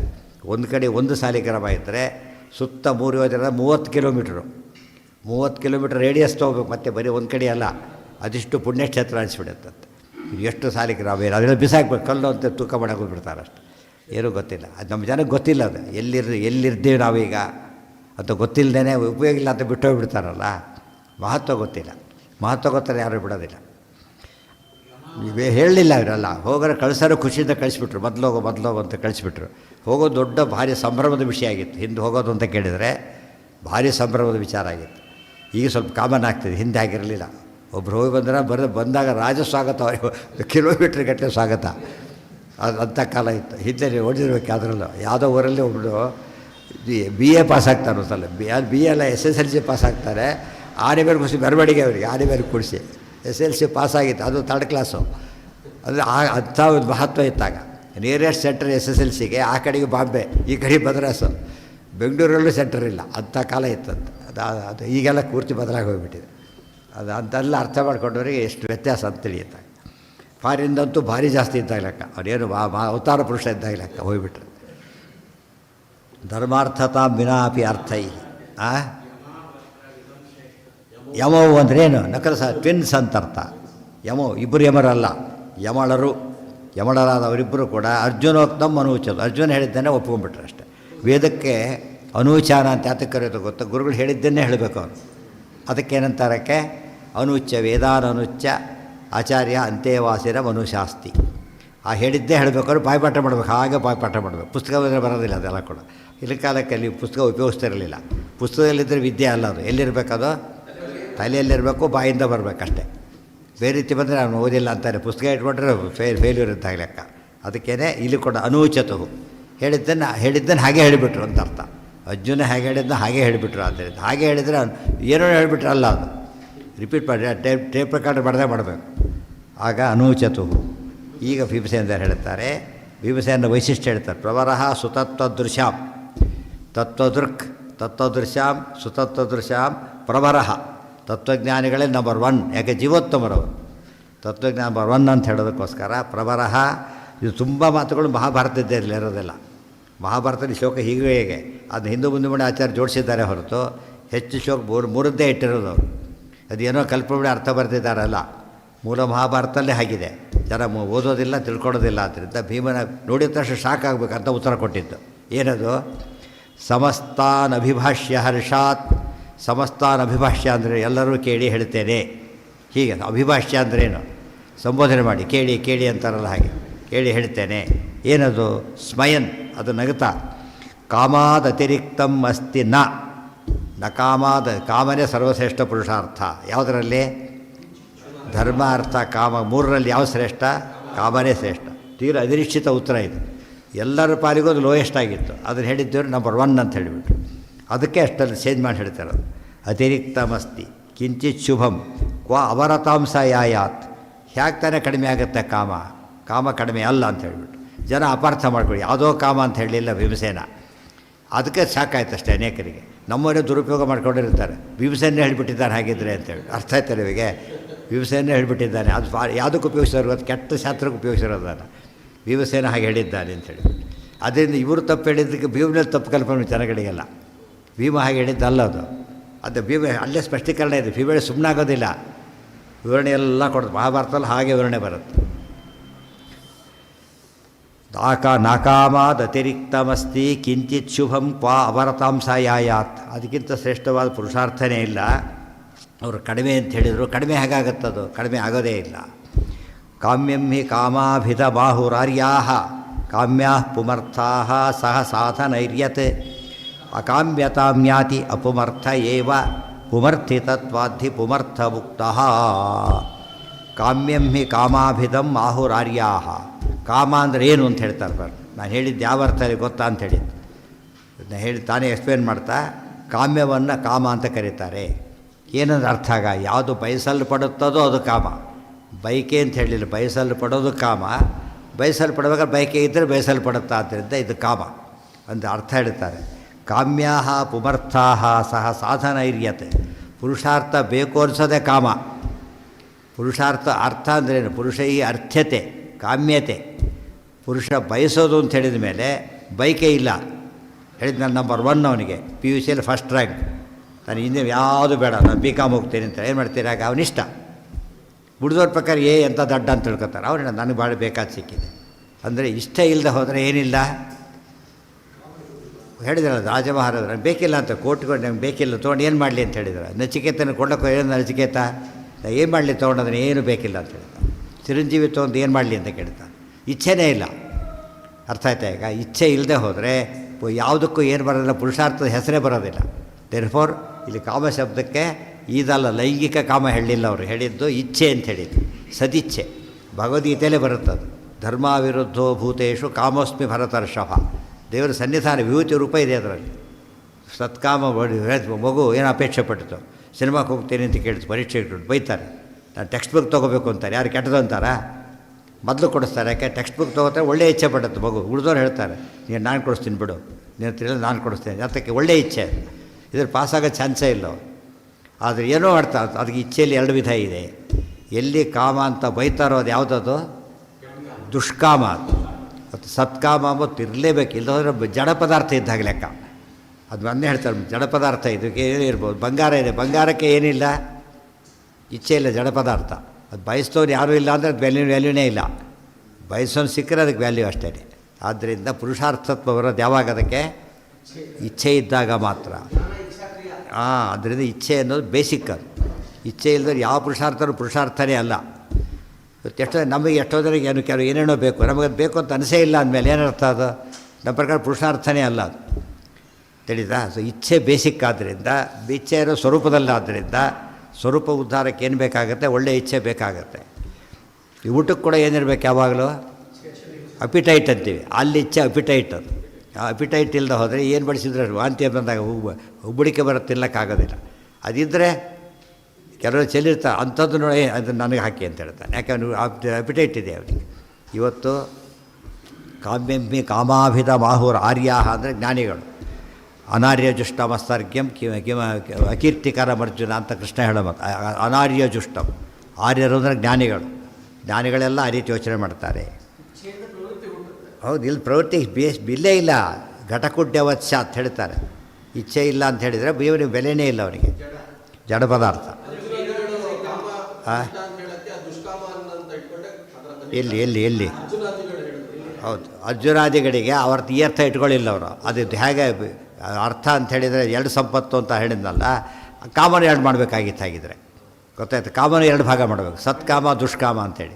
ದುಷ್ಕಾಮಕ್ಕೆ ಏನಂತ ಹೇಳಬೇಕಾಗ ಕಾಮ ಏಷ ಕ್ರೋಧ ಏಷ ರಜೋಗುಣ, ಅದನ್ನು ಗೀತೆಯಲ್ಲಿ ಬೈದಿರೋ ಕಾಮ ಯಾವುದು ಅದು. ಗೀತೆಯಲ್ಲಿ ಹೊಗಳಿರೋ ಕಾಮನೂ ಇದೆ, ಬೈದ ಗೀತೆಯೇ ಕಾಮನ ಹೊಗಳಿತು. ಧರ್ಮ ವಿರುದ್ಧೋ ಭೂತೇಶು ಕಾಮಸ್ತು ಭರತರ್ಷ, ಅಲ್ಲೇ ಕಾಂಟ್ರಾಸ್ಟ್ ಮಾಡಿಬಿಟ್ಟಿದ್ದಾರೆ. ಒಳ್ಳೆಯ ಕಾಮನ ನನ್ನ ಸನ್ನಿಧಾನ ಇದೆ ಅಂತ ಹೇಳ್ತಾರೆ. ಒಳ್ಳೆಯ ಅಪೇಕ್ಷೆ ಬರಲಿಕ್ಕೂ ಏನಾಗಿರಬೇಕು, ಪುಣ್ಯ ಮಾಡಿರಬೇಕು. ಒಳ್ಳೆಯ ಅಪೇಕ್ಷೆ ಬರಲಿಕ್ಕೂ ಕೂಡ ಭಾರಿ ಪುಣ್ಯ ಮಾಡಿರಬೇಕು. ಇದು ಹೇಳ್ತಾರೆ, ಇಷ್ಟು ಅಪೇಕ್ಷೆ ಬಂದಿದ್ದೇ ಪುಣ್ಯ. ಆಚಾರ್ಯ ಹೇಳ್ತಾರೆ, ಪ್ರಾರಂಭ ಮಾತ್ರ ಮಿಚ್ಛಾವ ವಿಷ್ಣು ಧರ್ಮೇನ ನಿಷ್ಫಲ. ಪ್ರಾರಂಭ ಮಾಡಿದ ಅಷ್ಟಕ್ಕೆ ಶುರುವಾಯಿತು, ಬೀಜ ಇದ್ದಾಗ ಅದು ಸೀಡ್ ಬೆಳೀತಾ ಬೆಳೀತಾ ಬೆಳೀತಾ ಹೋಯ್ತು. ಅವ್ರ ಇಚ್ಛೆನೇ ಇಲ್ಲ, ಸಾಧನೆ ಮಾಡಲೇ ಇಲ್ಲ. ಇವತ್ತು ನಮಗಾಗಿರೋದು ಹಾಗೆ, ಸ್ವರಮೂಲ ಗ್ರಂಥ ಎಲ್ಲ ಇದೆ, ಓದೋ ಇಚ್ಛೆ ಇಲ್ಲ ಅಂದರೆ ಏನಾಯ್ತು ಅವನಿಗೆ, ಅಡ್ವಾಂಟೇಜ್ ತೊಗೊಳಕ್ಕೆ ಬರೋದಿಲ್ಲ. ಅದರಿಂದ ಇಚ್ಛೆ ಇದ್ದರೆ ಮಾತ್ರ ತೊಗೊಳೋದಕ್ಕೆ ಬರೋದು. ಹಾಂ, ವೈರಾಗ್ಯ ಸಹಿತ ಇಚ್ಛೆ ಅಂದ್ರೇನು? ಅದೇ ಸದಿಚ್ಛೆ ಅಂತ ಅರ್ಥ. ಸದಿಚ್ಛೆಗೆ ಅರ್ಥ ಅದೇ. ಒಳ್ಳೆಯ ಇಚ್ಛೆ ಇದ್ದರೆ ಅದಕ್ಕಿಂತ ದೊಡ್ಡ ಪುರುಷಾರ್ಥ ಇಲ್ಲ. ಅಕಾಮ್ಯತಾಂ ಯಾತಿ ಅಪುಮರ್ಥ ಏವಾ. ಯಾವುದು ಕೂಡ ಸಾಧ ಇಲ್ಲದೆ ಹೋದರೆ ಅಕಾಮ್ಯತಾಂ, ನಮಗೆ ಬೇಕಿಲ್ಲ ಅನಿಸಿಬಿಡತ್ತೆ. ಪುಮರ್ಥಿತತ್ವಾಧಿ ಪುಮರ್ಥ ಮುಕ್ತ. ಪುಮರ್ಥಿತ ಪುರುಷಾರ್ಥ ಅಂತ ಯಾತಕ್ಕೆ ಕರೀತಾರೆ? ಪುಮರ್ಥಿತತ್ವಾತ್ ಪುರುಷೈ ಅರ್ಥ್ಯತೆ ಐತಿ ಪುರುಷಾರ್ಥ. ಪುರುಷರಿಂದ ಪುರುಷ ಅಂದರೆ ಸ್ತ್ರೀ ಇಬ್ಬರು ಎಲ್ಲರೂ ಆಗ್ಬೋದು. ಅದು ವ್ಯಕ್ತಿಗಳಿಂದ ಬಯಸಲ್ಪಡೋದು ಪುರುಷಾರ್ಥ ಅಂತ. ಬಯಸಲ್ಪಡುವುದು ಸ್ವಾರಸ್ಯ ನೋಡಿ. ಪುರುಷಾರ್ಥ ಶಬ್ದದಲ್ಲೇ ಏನಂತಿದೆ, ಬಯಸಲ್ಪಡೋದು ಒಂದು ಇಚ್ಛೆ ಎತ್ತಿದೆ. ಇಚ್ಛೆ ಇಲ್ಲದೆ ಹೋಗ್ಬಿಟ್ರೆ ಪುರುಷಾರ್ಥ ಆಗೋದಿಲ್ಲ. ಇಚ್ಛೆ ತೆಗೆದುಹಾಕ್ಬಿಟ್ರೆ ಏನಾಯ್ತದೆ, ಈಗ ಅರ್ಥ ಆಯಿತು, ಪುರುಷಾರ್ಥ ಆಗಲಿಲ್ಲ. ಪುರುಷಾರ್ಥ ಪುರುಷರಲ್ಲಿ ಇಚ್ಛೆ ಇದ್ದು ಬಯಸಬೇಕು. ಬಯಸಬೇಕು ಅಂದರೆ ಕಾಮಶ್ರೇಷ್ಠ ಆಯ್ತಲ್ಲಾಗ. ಆದ್ದರಿಂದ ಇದು ಆಚಾರ್ಯ ಗ್ರಂಥಗಳಲ್ಲಿ ಇರೋದು ಹಾಗೆ. ಭೀಮ ಮಾತಾಡಿದ್ದು ಹೇಗೇನೋ ಮಧ್ವಾಚಾರ್ಯ ಮಾತಾಡೋದು ಹಾಗೆ.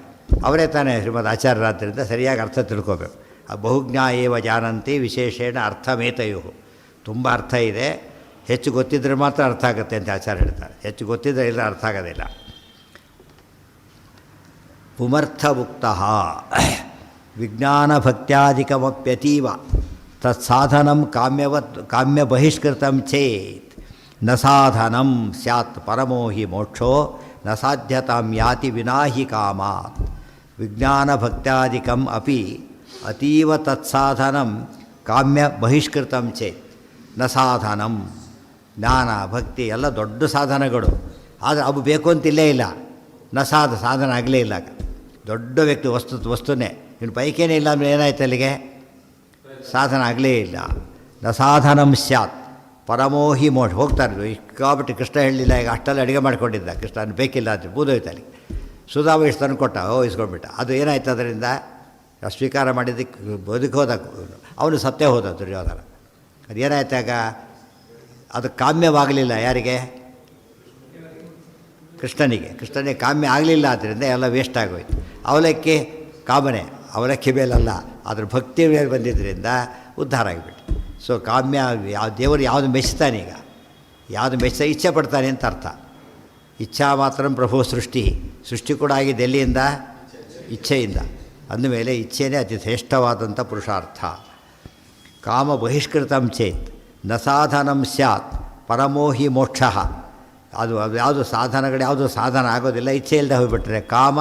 ಕಾಮ್ಯ ಬಹಿಷ್ಕೃತಂ ಚೇತ್, ಕಾಮ ಬಹಿಷ್ಕೃತಂ ಚೇತ್ ಇನ್ನೊಂದು ಪಾಠ ಅದಕ್ಕೆ ಮತ್ತೆ ಹೇಳ್ತಾರೆ. ನ ಸಾಧನಂ ಸ್ಯಾತ್ ಪರಮೋಹಿ ಮೋಕ್ಷ ನ ಸಾಧ್ಯತ. ಮೋಕ್ಷ ಭಾರಿ ದೊಡ್ಡದು, ಬಟ್ ಮೋಕ್ಷಕ್ಕೆ ಹೋಗಿ ಇಚ್ಛೆನೇ ಇಲ್ಲ. ಏನು ಮಾಡ್ತಾರೆ ಈಗ? ಇಚ್ಛೆನೇ ಇಲ್ಲ ಮೋಕ್ಷಕ್ಕೆ ಹೋಗ್ಬೇಕಂದ್ಮೇಲೆ ಆಗಲೇ ಇಲ್ಲ. ಸಾಮಾನ್ಯ ಒಂದು ಅರ್ಥ ಮುಮುಕ್ಷು ಅಂತ ಪದ ಉಪಯೋಗಿಸ್ತಾರೆ, ಗೊತ್ತಲ್ಲ? ಏಕಲ ಮುಮುಕ್ಷಣ ಎಲ್ಲಿ ಬಂತು ಪದ ಅದು ಗೊತ್ತಾ?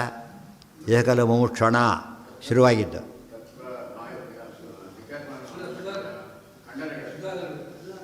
ತತ್ವಸಂಖ್ಯಾನ ಶುರುವಾಗಿದ್ದು ಹಾಗೆ ಮುಮುಕ್ಷುಣ ಅಂಥೇಳಿ. ಮುಮುಕ್ಷುಣ ಖಲು ಪರಮಾತ್ಮ ಸೃಷ್ಟ್ಯಾದಿಗಳಿಂದ ಮಾಡ್ತಕ್ಕಂಥ ತಿಳ್ಕೊ ಅವಾಗಂತವ್ಯ ಅಂಥೇಳಿದ್ರು, ಗೊತ್ತಾಯ್ತಾ? ಮುಮುಕ್ಷು ಅದಕ್ಕೆ ಅರ್ಥ ಬರಿಬೇಕಾದ್ರೆ ಅದು ಹೇಗೆ ಬರೀಬೇಕು ಅಂತ, ಮೋಕ್ಷಂ ಮಿಚ್ಚು ಮುಮುಕ್ಷು ಅಂತ ಮಾಡಬಾರ್ದು. ಮೋಕ್ಷ ಬಯಸೋನು ಅಂತ ಅರ್ಥ. ಮೋಕ್ಷ ಬಯಸೋನು ಅಂದ್ರೇನು? ಮೋಕ್ಷ ಕೊಟ್ಟು ಯಾರು ಬೇಡ ಅಂತಾರೆ? ಎಲ್ಲರೂ ಬೇಕು ಅಂತಾರೆ. ಮೋಕ್ಷ ಮಾತ್ರ ಇಚ್ಛು, ಮೋಕ್ಷನೇ ಬೇಕು ಅನ್ನೋನು ಏನಂತ ಕರೀತಾರೆ? ಮುಮುಕ್ಷು, ಮೋಕ್ಷನೇ ಬೇಕು ಅಂತ ಕರಿಬೇಕು. ಅರ್ಥ ಆಯ್ತಾ? ಅದು ಇಚ್ಛೆ, ಮೋಕ್ಷನೇ ಬೇಕು ಅಂದರೆ ಇಚ್ಛೆ ಇದೆ, ಅದರ ಕಡೆಗೇ ಇಚ್ಛೆ ಇದೆ, ಅವನಿಗೆ ಪುರುಷಾರ್ಥ. ಅದು ಉಳಿದವರಿಗೆ ಹೆಸರೆಲ್ಲ ಮೋಕ್ಷ ಬೇಡ ಅವರಿಗೆ.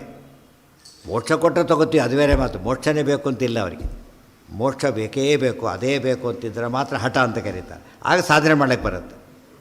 ಅದೇ ಬೇಕು ಅಂತ ಹೋದರೆ ಸಾಧನೆ ಮಾಡೋಕ್ಕೆ ಬರೋದೇ ಇಲ್ಲ. ಒಂದು ವರ್ಷ ಅಂಗಡಿಗೆ ಹೋದ ಸಿಗಲಿಲ್ಲ, ಇನ್ನೊಂದು ಬರುತ್ತೆ ಅಂತ ನಾನು ಕಾಯ್ತೀನಿ ಅಂದಾಗ ಇದು ಮತ್ತೆ ಪರವಾಗಿಲ್ಲ, ಬೇಕು ನಮಗೆ. ಯಾಕೆ ಅದು ಕಾಯ್ತಾನೆ, ಅದು ಬೇಕಾಗಿದೆ ಅವನಿಗೆ. ಇಲ್ಲಿರೋದು ಬೇಕಾಗಿಲ್ಲ, ಅದು ಬೇಕಾಗಿದೆ. ಅರ್ಥ ಆಯ್ತಾ? ದುಡ್ಡು ಬೆಲೆ ಜಾಸ್ತಿ ಪರವಾಗಿಲ್ಲ ಕೊಡ್ತೇನೆ ಅಂತ ಹೇಳ್ತಾರೆ. ಯಾತಕ್ಕೆ? ಬೇಕದು. ಬೇಕು ಅಂದಮೇಲೆ ಅದಕ್ಕೆ ಬೆಲೆ ಶುರುವಾಯಿತು, ಇಲ್ಲದ್ರೆ ಬೆಲೆಗೆ ಅರ್ಥನೇ ಇಲ್ಲ. ಇವತ್ತಿದೆ ಪೇಪರಲ್ಲಿ ಬರ್ತಿರುತ್ತೆ ಏನಂತ, ಲಿಕ್ಕರ್ ರೇಟು ಹೆಚ್ಚು ಕಡಿಮೆ ಆಗುತ್ತೆ ಅಂಥೇಳಿ. ಯಾರು ನೋಡೋಕ್ಕೆ ಹೋಗ್ತಾರೆ? ಯಾರು ನೋಡ್ತಾರೆ? ಕುಡಿಯೋರಿಗೆ ಅಷ್ಟೇ ಹೊರತು ಲಿಕ್ಕರ್ ಭಾರಿ ಚೀಪ್ ಮಾಡಿದ್ದಾರೆ ಯಾರು ಸಂತೋಷ ಪಡೋಲ್ಲ. ಯಾಕೆಂದರೆ ಕುಡಿಯೋರಿಗೆ ಹೊರತಾರೆ, ಉಳಿದೋರಿಗೆ ಏನಾಗುತ್ತೆ ಅದು ನೋಡ್ಕೊಂಡು ಆ ಭಾಗನೇ ನೋಡೋದಿಲ್ಲ. ಹಾಕಿರ್ತಾರೆ ಪೇಟೆ ಧಾರಣೆ ಅಂತ ಹಾಕಿರ್ತಾರೆ. ಉಳಿದವ್ರು ಪೇಟೆ ಅವ್ರು ಮಾತ್ರ ಅದೊಂದೇ ನೋಡೋದು ಫಸ್ಟು. ಉಳಿದವ್ರು ನೋಡೋದೇ ಪೇಪರ್ ತರಿಸೋದೇ ಅದಕ್ಕೆ. ಉಳಿದವ್ರು ಆ ಕಣ್ಣು ಕೂಡ ಹಾಕಲ್ಲ, ಯಾಕಂದ್ರೆ ನಾವು ಪೇಟೆ ವ್ಯವಹಾರನೇ ಮಾಡೋದಿಲ್ಲ. ಅದರಿಂದ ಇಚ್ಛೆ ಇಲ್ಲ. ಅರ್ಥ ಆಯ್ತಾ? ಪೋಸ್ಟ್ ಕಾಲ್ಫರ್ ಮಾಡ್ತಾರೆ, ಗೊತ್ತಾಯ್ತಾ? ಎಲ್ಲ ನೋಡ್ತಾರೆ, ಎಲಿಜಿಬಿಲಿಟಿ ನೋಡ್ತಾರೆ, ಮುಗಿತಿಲ್ಲ, ಮುಗಿದೋಯ್ತಾರೆ. ಸಿಕ್ಕಾಬಟ್ಟೆ ಬೆನಿಫಿಟ್ ಇದೆ, ಎಲಿಜಿಬಿಲಿಟಿನೇ ಇಲ್ಲ ಅವರಿಗೆ. ಕೆಲವಕ್ಕಿದೆ, ಎಲಿಜಿಬಿಲಿಟಿನೂ ಇದೆ, ಬೇಕೇ ಇಲ್ಲ ಅವರಿಗೆ. ಸೊ ಇದೆಲ್ಲ ಅನಲೈಸ್ ಮಾಡ್ತಾ ಹೋದರೆ ಇಚ್ಛೆ ಮುಖ್ಯ ಇದೆ. ಇವತ್ತು ಅದನ್ನು ಅರ್ಥ ಮಾಡಿಕೊಳ್ಳದೆ ಹೋಗ್ಬಿಟ್ರೆ ಏನು ಕೆಲಸನೂ ಆಗೋದಿಲ್ಲ. ಏಕಾಂತ ಭಕ್ತರು ಬೇರೆ. ಮೊದಲು ಇಚ್ಛೆ ಇರಬೇಕು ಅವನಿಗೆ ಒಟ್ಟು. ಅಲ್ಲಿ ಮೋಕ್ಷ ಬೇಕು, ಹಠ, ಅದು ಇಚ್ಛೆ ಇದೆ. ದೇವರೇ ಬೇಕು, ಅದು ಮತ್ತೊಂದು ಇಚ್ಛೆ ಇದೆ. ಅದು ಯಾವ ಇವರಿಗೆ ಅಯೋಗ್ಯರಿಗೆ ದೇವ್ರು ದ್ವೇಷ ಮಾಡೋದೇ ಅವ್ರ ಇಚ್ಛೆ. ಏನಾರು ಮಾಡಿ ದ್ವೇಷ ಮಾಡಬೇಕು, ಅದು ಕಾನ್ಸೆಪ್ಟೇ ಬೇರೆ ಅದು. ಅದಕ್ಕೆ ತತ್ಸಾಧನ ಸಾಧ್ಯತಾಂ ಯಾತಿ ವಿನಾಹಿ ಕಾಮ. ಕಾಮ ಒಂದು ಇಲ್ಲದೆ ಹೋದರೆ ಏನೇ ಮಾಡಿದ್ರು ಕೂಡ ಅದೇನಲ್ಲ. ಎಷ್ಟೋ ದಿನ ನೋಡಿದ್ವಿ, ಸಿಕ್ಕಾಬಿಟ್ಟು ಅಡಿಗೆ ಊಟ ಮಾಡ್ತಾ ಇನ್ನೊಬ್ಬರು ಹೋಗ್ತಾರೆ, ಮಾಡೋದಿಲ್ಲ ಅಂತ. ಯಾಕೆ? ನಮ್ಮ ಮಡಿ ನಮ್ಮದು ಯಾವುದೂ ಬರೋದಿಲ್ಲ, ಮೈಲಿಗೆ ಊಟ ಅದು ಬರೋದೇ ಇಲ್ಲ ಅಂದ್ಬಿಡುತ್ತೆ. ಉಳಿದ ಎಷ್ಟೊಂದೇ ಆ ಪ್ರಶ್ನೆನೇ ಬರೋದಿಲ್ಲ. ಏನಿಲ್ಲ ಅದಕ್ಕೀಗ, ನಮ್ಗೆ ಇಚ್ಛೆನೇ ಇಲ್ಲ ಆ ಬಗ್ಗೆ. ಎಷ್ಟಿರ್ಬೋದು ಅದು ನೋಡಿ ಅಸಹ್ಯ ಪಡ್ತಾನೆ ಹೊರತಾನೆ ಏನು ಮಾಡಲ್ಲ, ತಿನ್ಬೇಕು ಅನ್ನೋ ಅಸಹ್ಯ ಪಡ್ತೀವಿ. ಏನು ಹೀಗೆ ತಿಂತಾರಲ್ಲ, ಎಷ್ಟು ಅಸಹ್ಯ ಅಂತ ಹೋಗ್ಬಿಡುತ್ತೆ. ಹಾಂ. ಪರಾತ್ಪರೋಪಿ ಆದಿ ಪುಮಾನ್ ಹರಿಶ್ಚ ಸ್ವಸ್ಯೇತರೇಷಾಮಪಿ ಕಾಮ್ಯ ಏವ ಅಕಾಮಿತೋ ಅವಾಗತಿಮೇವ ದದ್ಯಾತ್ ಕಾಮ ಪುಮರ್ಥೋ ಅಖಿಲ ಏವ ತೇನ. ಪರಾತ್ಪರಃ ಅಪಿ ಆದಿಪುಮಾನ್ ಹರಿಶ್ಚ ಸ್ವಸ್ಯ ಇತರೇಷಾಮಪಿ ಕಾಮ್ಯ ಏವ. ಈಗ ನೋಡಿ, ನಾವ್ಯಾಗ ಪ್ರಣಾಯಾಮ ವಾಸುದೇವ ಅಂತ ಯಾವಾಗ ಹೇಳ್ತೇವೆ? ವಾಸುದೇವ ಬೇಕು ಅಂದರೆ ಪ್ರಣಾಯಾಮ ವಾಸುದೇವ. ಅರ್ಥ ಆಯ್ತಾ? ಈಗ ಅದಕ್ಕೆ ದೇವರು ಭಾರಿ ದೊಡ್ಡವನು, ಗುಣಪೂರ್ಣ. ಆದರೂ ಇಚ್ಛೆ ಬರೋದಿಲ್ಲ. ಏನು ಮಾಡಬೇಕು ಅದಕ್ಕೆ? ದೋಷ ದೂರ, ಗುಣಪೂರ್ಣ. ಇಚ್ಛೆ ಬರೋದಿಲ್ಲ ಅಂದಮೇಲೆ ಅವರು ಆರಾಧನೆ ಮಾಡೋಕ್ಕೆ ಸಾಧ್ಯನೇ ಇಲ್ಲ. ಧ್ರುವಾದಿಗಳು ಯಾತಕ್ಕೆ ಮಾಡಿದ್ರು? ಕಷ್ಟಪಟ್ಟು ಇಚ್ಛೆ ಬಂತು ಮಾಡಿದ್ರು. ಅದಕ್ಕೆ ಹೇಳ್ತಾರೆ ಪರಾತ್ಪರಃ ದೇವ, ಸಾಮಾನ್ಯನಲ್ಲ. ಆದಿಪುಮಾನ್, ಆದಿಪುರುಷ, ಹರಿಶ್ಚ ಸ್ವಸ್ಯ ಇತರೇಷಾಮಪಿ ಕಾಮ್ಯ ಏವ. ಆ್ಯಕ್ಚುಲಿ ದೇವರನ್ನು ಪ್ರತಿಯೊಬ್ಬರೂ ಬಯಸಬೇಕು. ಗುಣ ಇರೋದನ್ನು ಬಯಸ್ತಾರೆ, ದೋಷ ಇರೋದು ಇಲ್ಲದೆ ಇರೋದು ಬಯಸ್ತಾರೆ. ದೇವರು ಎರಡೂ ಆಗಿದ್ದಾರೆ ಅಂದಮೇಲೆ ನಮ್ಮ ಫಸ್ಟ್ ಪ್ರಯಾರಿಟಿ ಯಾರಾಗಬೇಕು? ಯಾವಾಗಲೂ ನೋ ಪ್ರಯಾರಿಟಿ ಅಟ್ ಆಲ್. ಯಾಕೆಂದರೆ ದೇವ್ರ ಮಹಿಮೆ ಗೊತ್ತೇ, ಅವ್ರ ಇಚ್ಛೆ ಇಲ್ಲ, ದೇವ್ರ ಬಗ್ಗೆ ಇಚ್ಛೆನೇ ಇಲ್ಲ ಅವ್ರಿಗೆ. ಆದ್ದರಿಂದ ಹಾಗಾಗುತ್ತೆ. ದೇವ್ರ ಪೂಜೆ ಮಾಡೋದಿಲ್ಲ. ಕಾರಣ ಏನು? ಮನೆಯಲ್ಲಿ ಎಷ್ಟೋ ಜನ ಇಷ್ಟು ಸಾರಿಕೊಂಡ್ಬಿಟ್ರೆ ಒಂದಕ್ಕೂ ಪೂಜೆ ಇಲ್ಲ. ಅದು ಶೋ ಅಷ್ಟೇ. ಬಂದಾಗ ಇಷ್ಟಿದೆ ಅಂತ ಅಂತ ಎಷ್ಟೋ ದಿನ ಇದ್ದಾರೆ, ತೋರಿಸ್ತಾರೆ ಅಷ್ಟೇ, ಯಾರಿಗೂ ಕೊಡೋಲ್ಲ, ನಾನೂ ಮಾಡಲ್ಲ. ಆದರೆ ಬೆನಿಫಿಟೇ ತೊಗೊಳಕ್ಕೆ ಬರ್ತಾಯಿಲ್ಲ ಅವನಿಗೆ. ಒಂದು ಕೊಡ ನೀರು ಹಾಕಿದ್ರೆ ಎಷ್ಟು ಪುಣ್ಯ ಬರುತ್ತೆ, ಹಾಕಲ್ಲ. ಅದು ಮಹಾ ಇಚ್ಛೆನೇ ಇಲ್ಲ, ತೋರಿಕೆ ಇಚ್ಛೆ ಇದೆ ಅವ್ರಿಗೆ, ಈ ಇಚ್ಛೆ ಅವನಿಗಿಲ್ಲ. ತತ್ಸಾಧನಂ ಕಾಮ್ಯ ಬಹಿಷ್ಕೃತಂ ಚೇತ್ ಸ್ವಸ್ಯ ಇತರೇಷಾಮಪಿ ಕಾಮ್ಯ ಏವ ಅಕಾಮಿತೋ ಅವಾಗತಿಮೇವ ದದ್ಯಾತ್. ದೇವರನ್ನು ನಾವು ಕಾಮಿಸದೆ ಹೋದರೆ, ಇಷ್ಟಪಡದೆ ಹೋದರೆ ಅವಾಗತಿ, ಕೀಳುಗತಿಯನ್ನೇ ಕೊಡ್ತಾನೆ. ಸ್ಯಾತ್ ದದ್ಯಾತ್ ಕಾಮ ಪುಮರ್ಥೋ ಅಖಿಲ ಏವ ತೇನ. ಮೋಕ್ಷ ಕೊಡೋ ದೇವರಿದ್ದಾನೆ. ಮೋಕ್ಷ ಬೇಕಾಗಿದೆ, ಉಪಯೋಗ ಆಯಿತು. ಮೋಕ್ಷ ಬೇಕಿಲ್ಲ ಅಂದರೆ ಅದಿದ್ದರೂ ಕೂಡ ಏನಾಗಲಿಲ್ಲ, ಉಪಯೋಗ ಬರೋದೇ ಇಲ್ಲ. ಆದ್ದರಿಂದ ಬೇಸಿಕ್ ಏನಂತಾಯ್ತು ಈಗ? ಇಚ್ಛೆ. ಇಚ್ಛೆ ಅಂದರೆ ಕಾಮ. ಕಾಮವಿಲ್ಲದ ಯಾವ ಕೆಲಸನೂ ಮಾಡೋಕ್ಕೆ ಬರೋದಿಲ್ಲ. ಆದ್ದರಿಂದ ಅದು ಬೇಕೇ ಬೇಕು. ಪುಮರ್ಥೋ ಅಖಿಲ ಏವ ತೇನ. ಉಳಿದೆಲ್ಲ ಪುರುಷಾರ್ಥವಾಗಲಿಕ್ಕೆ ಕಾಮ ಬೇಕು ಅಂದಮೇಲೆ ಸರ್ವಶ್ರೇಷ್ಠ ಪುರುಷಾರ್ಥ ಅಂತ ಆಯ್ತಲ್ಲ. ಬೇಸಿಕ್ ಪುರುಷಾರ್ಥ ಅದೇ.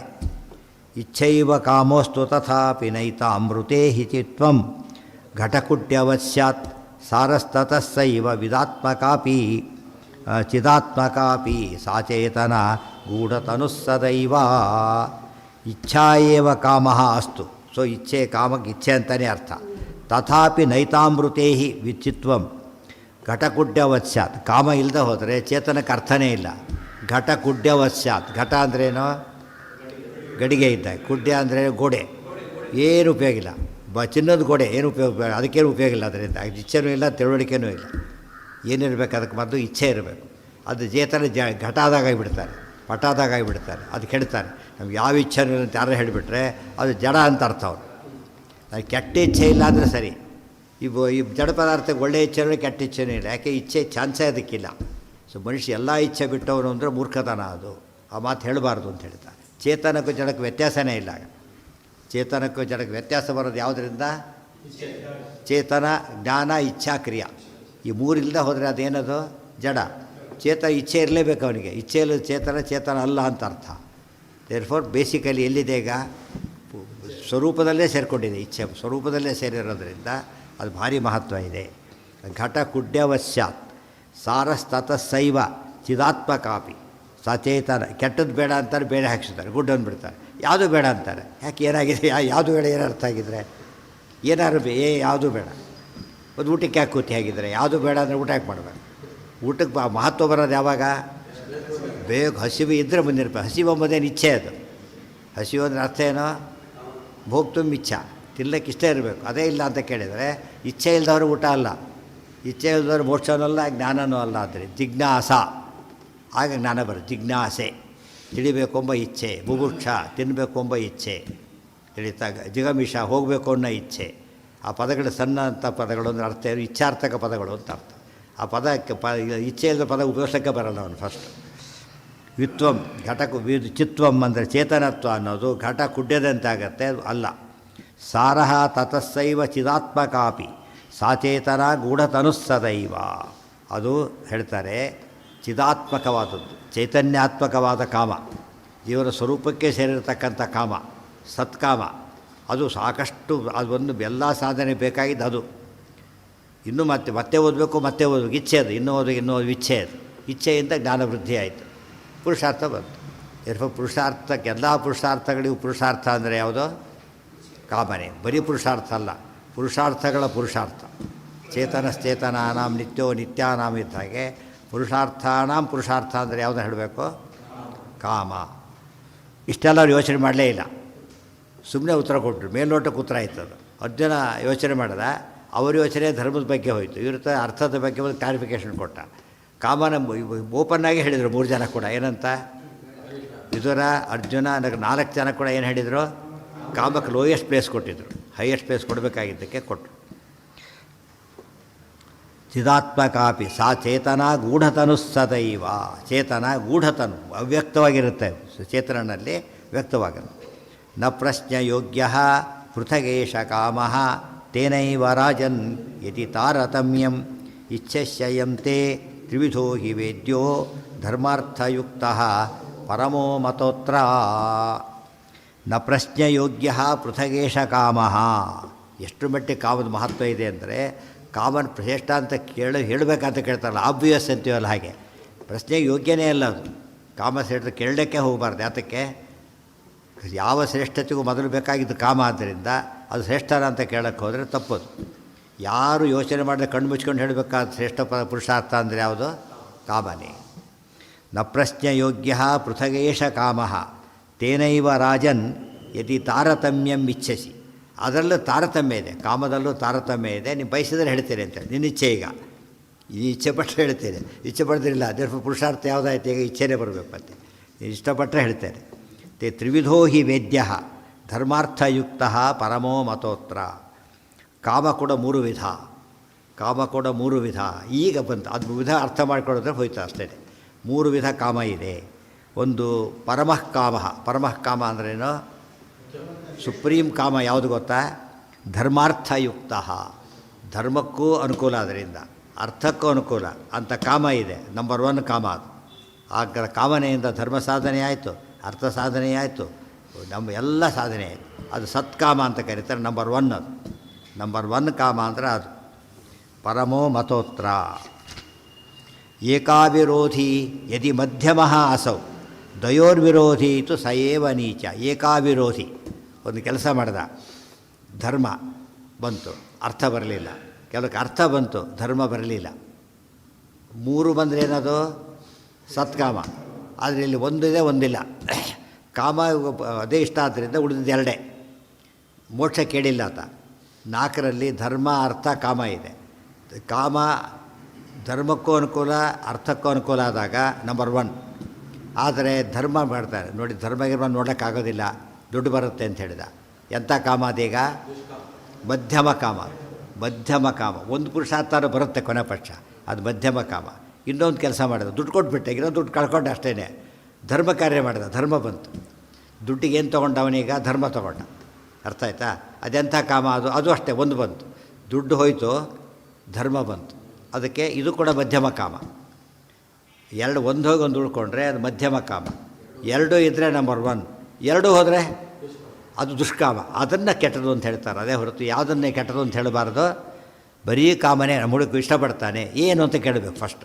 ಬರೀ ಬೈಬಾರ್ದು. ಏನು ಅಂತ ಕೇಳಿದರೆ ಅಯ್ಯೋ ಹಾಗಿದ್ದರೆ ಒಳ್ಳೆಯದು, ಹೀಗಿದ್ದರೆ ಕೆಟ್ಟದ್ದು ಅಷ್ಟು ಹೇಳಬೇಕು. ಬರೀ ಇಚ್ಛೆ ಪಡ್ತಾನೆ ಮತ್ತು ಕೆಟ್ಟದಾಗೋದಾದರೆ ಇಚ್ಛೆನೇ ಪಡೆದ ಹೋದರೆ ಅವ್ನು ಬದುಕಿಲ್ಲ ಅಂತ ಅರ್ಥ, ಅಥವಾ ಅವ್ನು ಚೇತನನೇ ಅಲ್ಲ ಅಂತ ಅರ್ಥ ಆಗುತ್ತೆ. ಆ ಮಾತಿರಬಾರ್ದು, ಒಂದು ಇಚ್ಛೆ ಇರಲೇಬೇಕು. ತಸ್ಮಾತ್ ಏಕಾವಿರೋಧಿ ಯದಿ ಮಧ್ಯಮೋ ಅಸೌ. ಒಂದಕ್ಕೆ ವಿರೋಧಿ ಅಲ್ಲ, ಒಂದಕ್ಕೆ ಸಂವಾದಿಯಾಗಿದೆ ಅಂದರೆ ಎರಡು ಅರ್ಥನೇ ಒಂದೇ, ಅದು ಮಧ್ಯಮ. ದ್ವಯೋರ್ವಿರೋಧೀತು ಸಯೇವ ನೀಚಃ. ಎರಡಕ್ಕೂ ವಿರುದ್ಧವಾಗಿದ್ದರೆ ಅದು ನೀಚಕಾಮ. ನೀಚಕಾಮ ದುಡ್ಡು ಬೇಕು, ಮಲ್ಡ್ರ್ ಮಾಡಿ ತೊಗೋತಾನೆ. ಏನು ಹೇಳಬೇಕು ಅದಕ್ಕೀಗ? ಗೊತ್ತಾಯ್ತಾ? ಆಮೇಲೆ ದುಡ್ಡು ಸಿಗಲಿ, ಹಿಡ್ಕೊಂಡೋದ್ರು ದುಡ್ಡು ಇಲ್ಲ, ಇದು ಇಲ್ಲ, ಮಲ್ಡ್ರ್ ಮಾಡಿದ್ದಷ್ಟೇ ಬಂತು. ಕೊನೆಗೇನಾಯ್ತು ಅಲ್ಲಿಗೆ?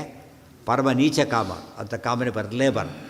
ಇನ್ನೊಬ್ಬನು ಸೇವ್ ಮಾಡಿದ, ಅವನು ಪ್ರಾಣ ಉಳೀತು, ಕೃತಜ್ಞತೆ ಹೇಳಿದ, ಬಂದು ಅವನು ಯಾರೋ ಭಾರಿ ಶ್ರೀಮಂತ, ಕೆಲಸ ಬೇರೆ ಕೊಟ್ಬಿಟ್ಟ ನಡಿ ಅಂತೇಳಿ. ಯಾವುದು ಅಪಾಯಿಂಟ್ಮೆಂಟೇ ಸಿಕ್ಕೋಯ್ತು ಅವನಿಗೆ. ಮಾಡಿದ ಸಣ್ಣ ಕೆಲಸ ತುಂಬ ಅವನು ದೊಡ್ಡ ಉಪಯೋಗ ಆಯಿತು. ಎಷ್ಟು ಉಪಯೋಗ ಆಯ್ತು ಈಗ? ಇದು ಅತ್ಯುತ್ತಮವಾದ. ಸೊ ನಾವು ಯಾವಾಗ ಇದನ್ನು ಹ್ಯಾಂಗೆಲ್ಲ ಯೋಚನೆ ಮಾಡೋದು ಕಲಿಬೇಕೀಗ. ಇಷ್ಟೆಲ್ಲ ಆದಮೇಲೆ ಅದು ಹೇಳ್ಕೊಂಡ್ರು, ಹೇಳಿದರು, ಕೇಳಿದ್ರು ಅಲ್ಲ.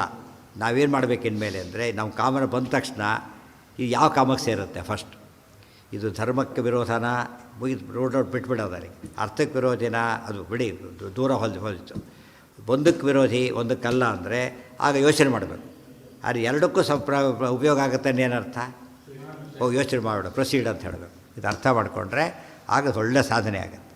ಏಕಾವಿರೋಧಿ ಯದಿ ಮಧ್ಯಮೋಸೌ ದ್ವಯೋರ್ವಿರೋಧೀತು ಸಯೇವ ನೀಚಃ. ತಸ್ಮಾತ್ ಸ್ವಬುದ್ಧಿ ಪ್ರಮದಾಭಿರೇವ ಕಾಮಂ ರಮೇಥಾಹ ಅನುರೂಪ ಕಾಮಃ. ಮತ್ತೆ ಹೇಳ್ತಾರೆ, ಈ ಒಳ್ಳೆಯ ಇಚ್ಛೆ ಇದ್ದರೆ ಅದೇ ಭಾರಿ ಪುಣ್ಯದ ಕೆಲಸ. ಅಷ್ಟೇ ಸಾಕು ಉದ್ಧಾರ ಆಗಲಿಕ್ಕೆ. ಒಳ್ಳೆಯ ಇಚ್ಛೆ ಬಂತು ಅಂದರೆ ಮುಂದೆ ಡೆವಲಪ್ ಆಗಲಿಕ್ಕೆ ಒಳ್ಳೆಯ ಚಾನ್ಸ್ ಇದೆ. ದೃಷ್ಟಾಂತ ಕೊಡ್ತಾರೆ. ತಸ್ಮಾತ್ ಸ್ವಬುದ್ಧಿ ಪ್ರಮಾದಾಭಿರೇವ ಕಾಮಂ ರಮೇಥಾಹ ಅನುರೂಪ ಕಾಮಃ.